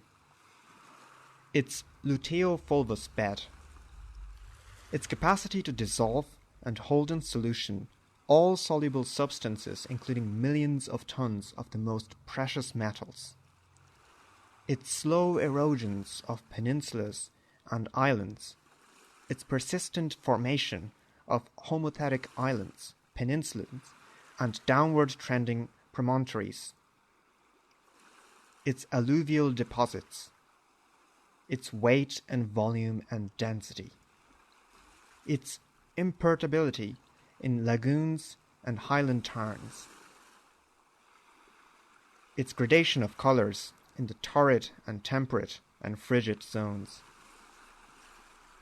its vehicular ramifications in continental lake-contained streams and confluent ocean-flowing rivers, with their tributaries and transoceanic currents, Gulf Stream, north and south equatorial courses. Its violence in seaquakes, waterspouts, artesian wells, eruptions, torrents, eddies, freshets, spates, ground swells, watersheds, water partings, geysers, cataracts, whirlpools, maelstroms, inundations, deluges, cloudbursts. Its vast circumterrestrial ahorizontal curve. Its secrecy in springs and latent humidity revealed by rhabdomantic or hydrometric instruments and exemplified by the well by the hole in the wall at Ashtown Gate. Saturation of air, distillation of dew. The simplicity of its composition. 2 constituent parts of hydrogen with 1 constituent part of oxygen. Its healing virtues. Its buoyancy in waters of the Dead Sea. Its persevering penetrativeness in runnels, gullies, inadequate dams, leaks on shipboard. Its properties for cleansing, quenching thirst and fire, nourishing vegetation. Its infallibility as paradigm and paragon. Its metamorphoses as vapor, mist, cloud, rain, sleet, snow, hail. Its strength in rigid hydrants. Its variety of forms in lochs and bays, and gulfs and bights, and guts and lagoons, and atolls, and archipelagos, and sounds, and fjords, and minches, and tidal estuaries and arms of sea. Its solidity in glaciers, icebergs, ice flows.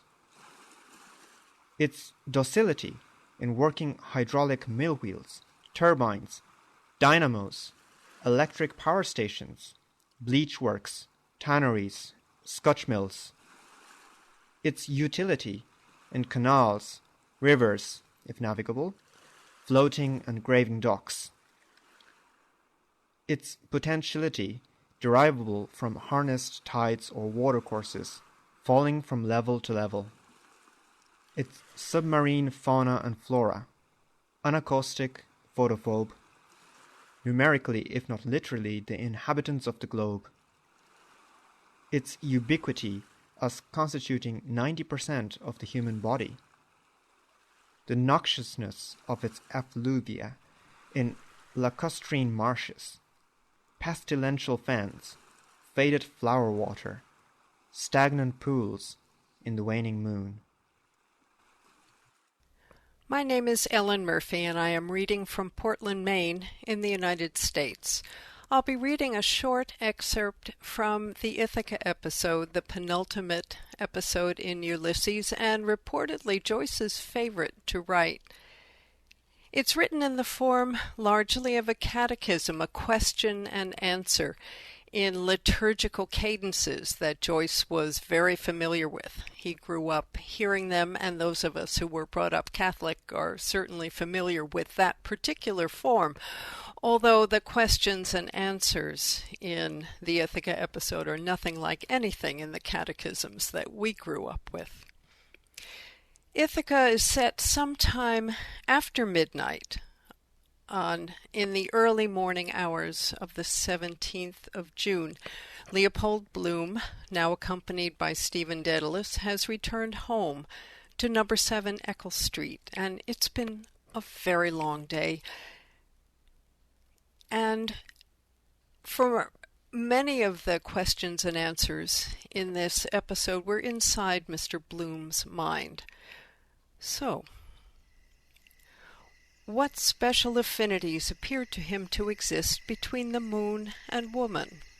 Her antiquity in preceding and surviving successive Tellurian generations, her nocturnal predominance, her satellitic dependence, her luminary reflection, her constancy under all her phases, rising and setting by her appointed times, waxing and waning, the forced invariability of her aspect, her indeterminate response to inaffirmative interrogation, her potency over effluent and refluent waters, her power to enamor, to mortify, to invest with beauty, to render insane, to incite to and aid delinquency, the tranquil inscrutability of her visage, the terribility of her isolated, dominant, implacable, resplendent propinquity, her omens of tempest and of calm, the stimulation of her light, her motion, and her presence, the admonition of her craters, her arid seas, her silence, her splendor when visible, her attraction when invisible. My name's Janet Lynch from Pownell, Maine, and I've loved the character Molly Bloom since I first read Ulysses, and am fortunate to have portrayed her with Air Theatre and Shawnee Nights in Portland, Maine, as well as in my own show adapted from the novel. I love that Molly's a singer and musician, as am I, but mostly I love her wonderful, unique, down-to-earth perspective.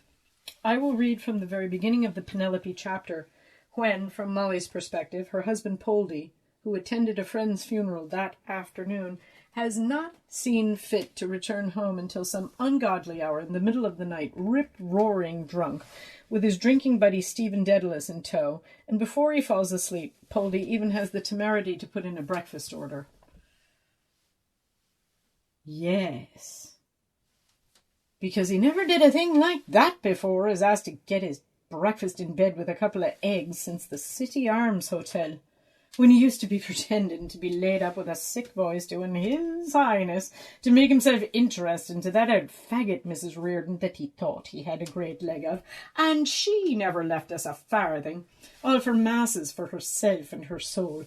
Greatest miser ever was, actually afraid to lay out 4p for her methylated spirit, telling me all her ailments. She had too much old chatting her about politics and earthquakes and the end of the world. Let us have a bit of fun first. God help the world if all the women were her sort.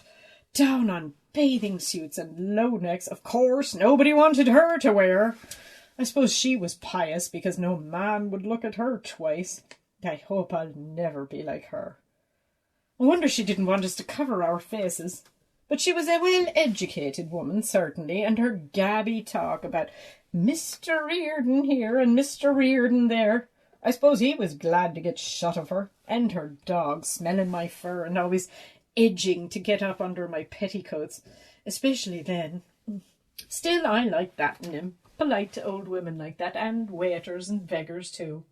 He's not proud out of nothing, but not always. If ever he got anything really serious the matter with him, it's much better for them to go into a hospital where everything is clean. But I suppose I'd have to dring it into him for a month, yes, and then we'd have a hospital nurse next thing on the carpet, have him staying there till they throw him out, or a nun maybe, like that smutty photo he has. She's as much a nun as I'm not. Yes, because they're so weak and puling when they're sick. They want a woman to get well. If his nose bleeds, you'd think it was, tragic. And that dying-looking one off the South Circular, when he sprained his foot at the choir party at the Sugarloaf Mountain, the day I wore that dress. Miss Stack, bringing him flowers. The worst old one she could find at the bottom of the basket. Anything at all to get into a man's bedroom. With her old maid's voice, trying to imagine he was dying on account of her. To never see thy face again. Though he looked more like a man with his beard a bit grown in the bed. Father was the same. Besides, I hate bandaging and dosing. When he cut his toe with the razor paring his corns, afraid he'd get blood poisoning. But if it was a thing I was sick, then we'd see what attention. Only, of course, the woman hides it not to give all the trouble they do. Yes, he came somewhere, I'm sure, by his appetite. Anyway, love, it's not. Or he'd be off his feed thinking of her. So either it was one of those night women, if it was down there he was really, and the hotel story he made up a pack of lies to hide it, planning it. Hines kept me. Who did I meet? Yes, I met, do you remember Minton? And who else? Who let me see? That big babby face. I saw him, and he not long married, flirting with a young girl at Pool's Morugama, and turned my back on him when he slinked out looking quite conscious. What harm? But he had the impudence to make up to me one time. Well done to him, mouth almighty in his boiled eyes. Of all the big stupos I ever met, and that's called a solicitor. Only for I hate having a long wrangle in bed. Or else, if it's not that, it's some little bitch or other he got in with somewhere or picked up on the sly. If they only knew him as well as I do, yes, because the day before yesterday he was scribbling something, a letter, when I came into the front room for the matches to show him Dignam's death in the paper, as if something told me, and he covered it up with the blotting paper, pretending to be thinking about business, so very probably that was it. To somebody who thinks she has a softie in him, because all men get a bit like that, at his age especially. Getting on to 40 he is now, so as to wheedle any money she can out of him. No fool like an old fool, and then the usual kissing my bottom was to hide it.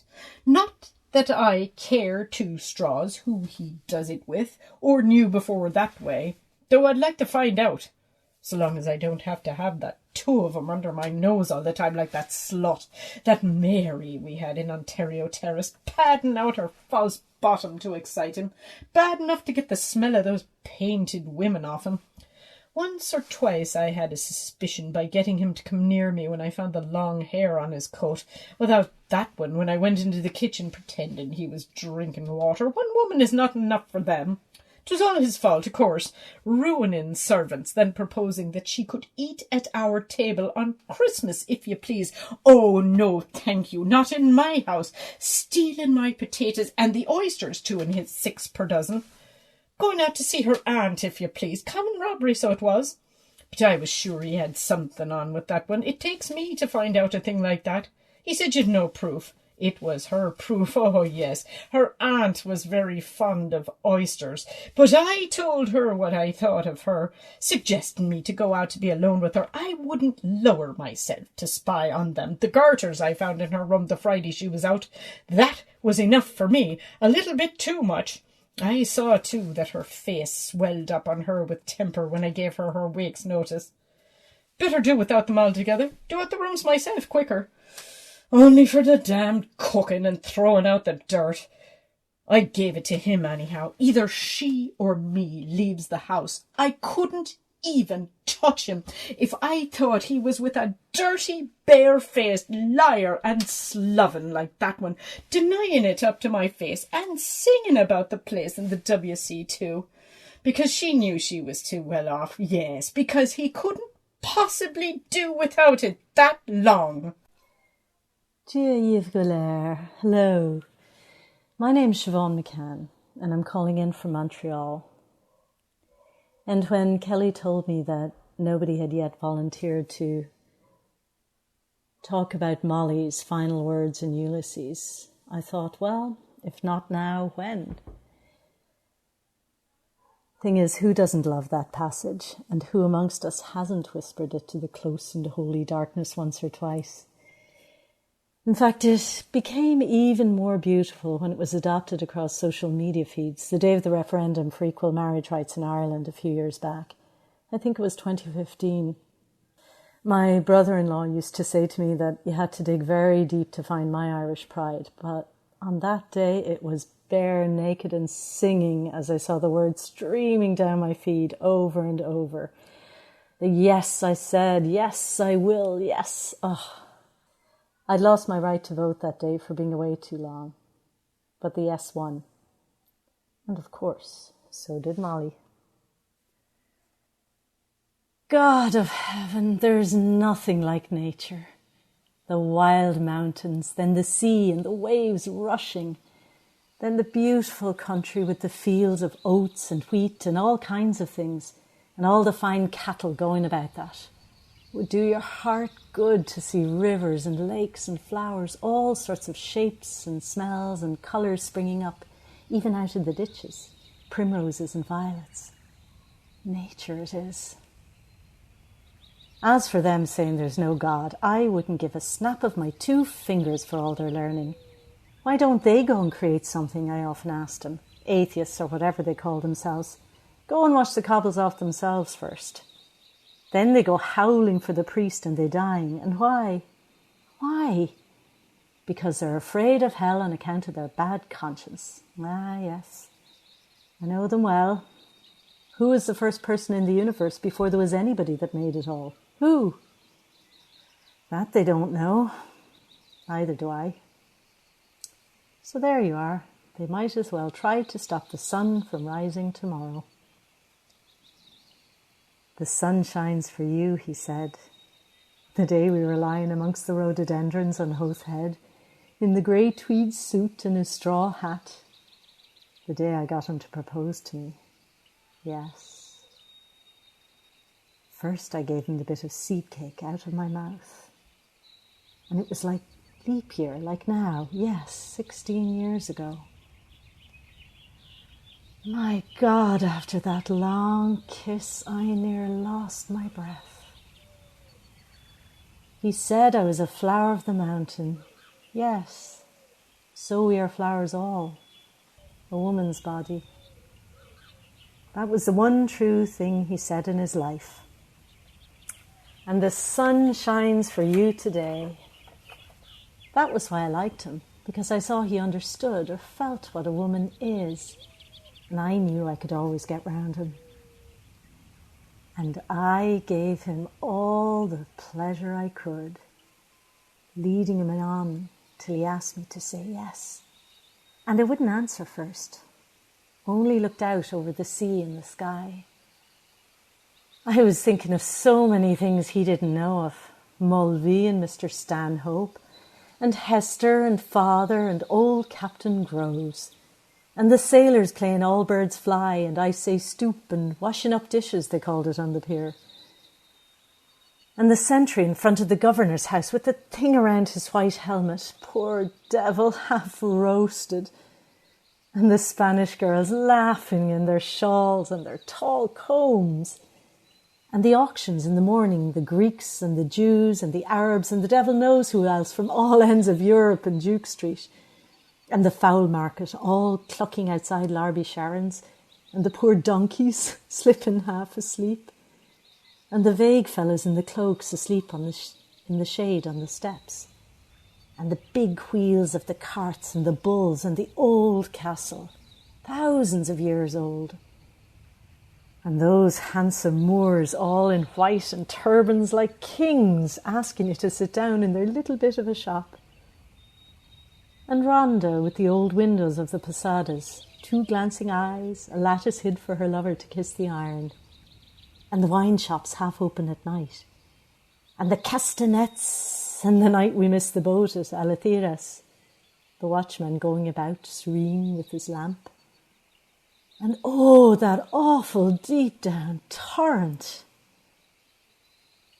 Oh, and the sea, crimson sometimes like fire, and the glorious sunsets and the fig trees in the Alameda Gardens. Yes, and all the queer little streets and the pink and blue and yellow houses and the rose gardens and the jessamine and geraniums and cactuses. Ah, and Gibraltar as a girl, where I was a flower of the mountain. Yes, when I put the rose in my hair like the Andalusian girls used, or shall I wear a red? And how he kissed me under the Moorish wall, and I thought, as well him as another. And then I asked him with my eyes to ask again, yes. And then he asked me, would I? Yes. To say, yes, my mountain flower. And first I put my arms around him, yes, and drew him down to me so he could feel my breasts all perfume, yes. And his heart was going like mad, and yes, I said, yes, I will. Yes.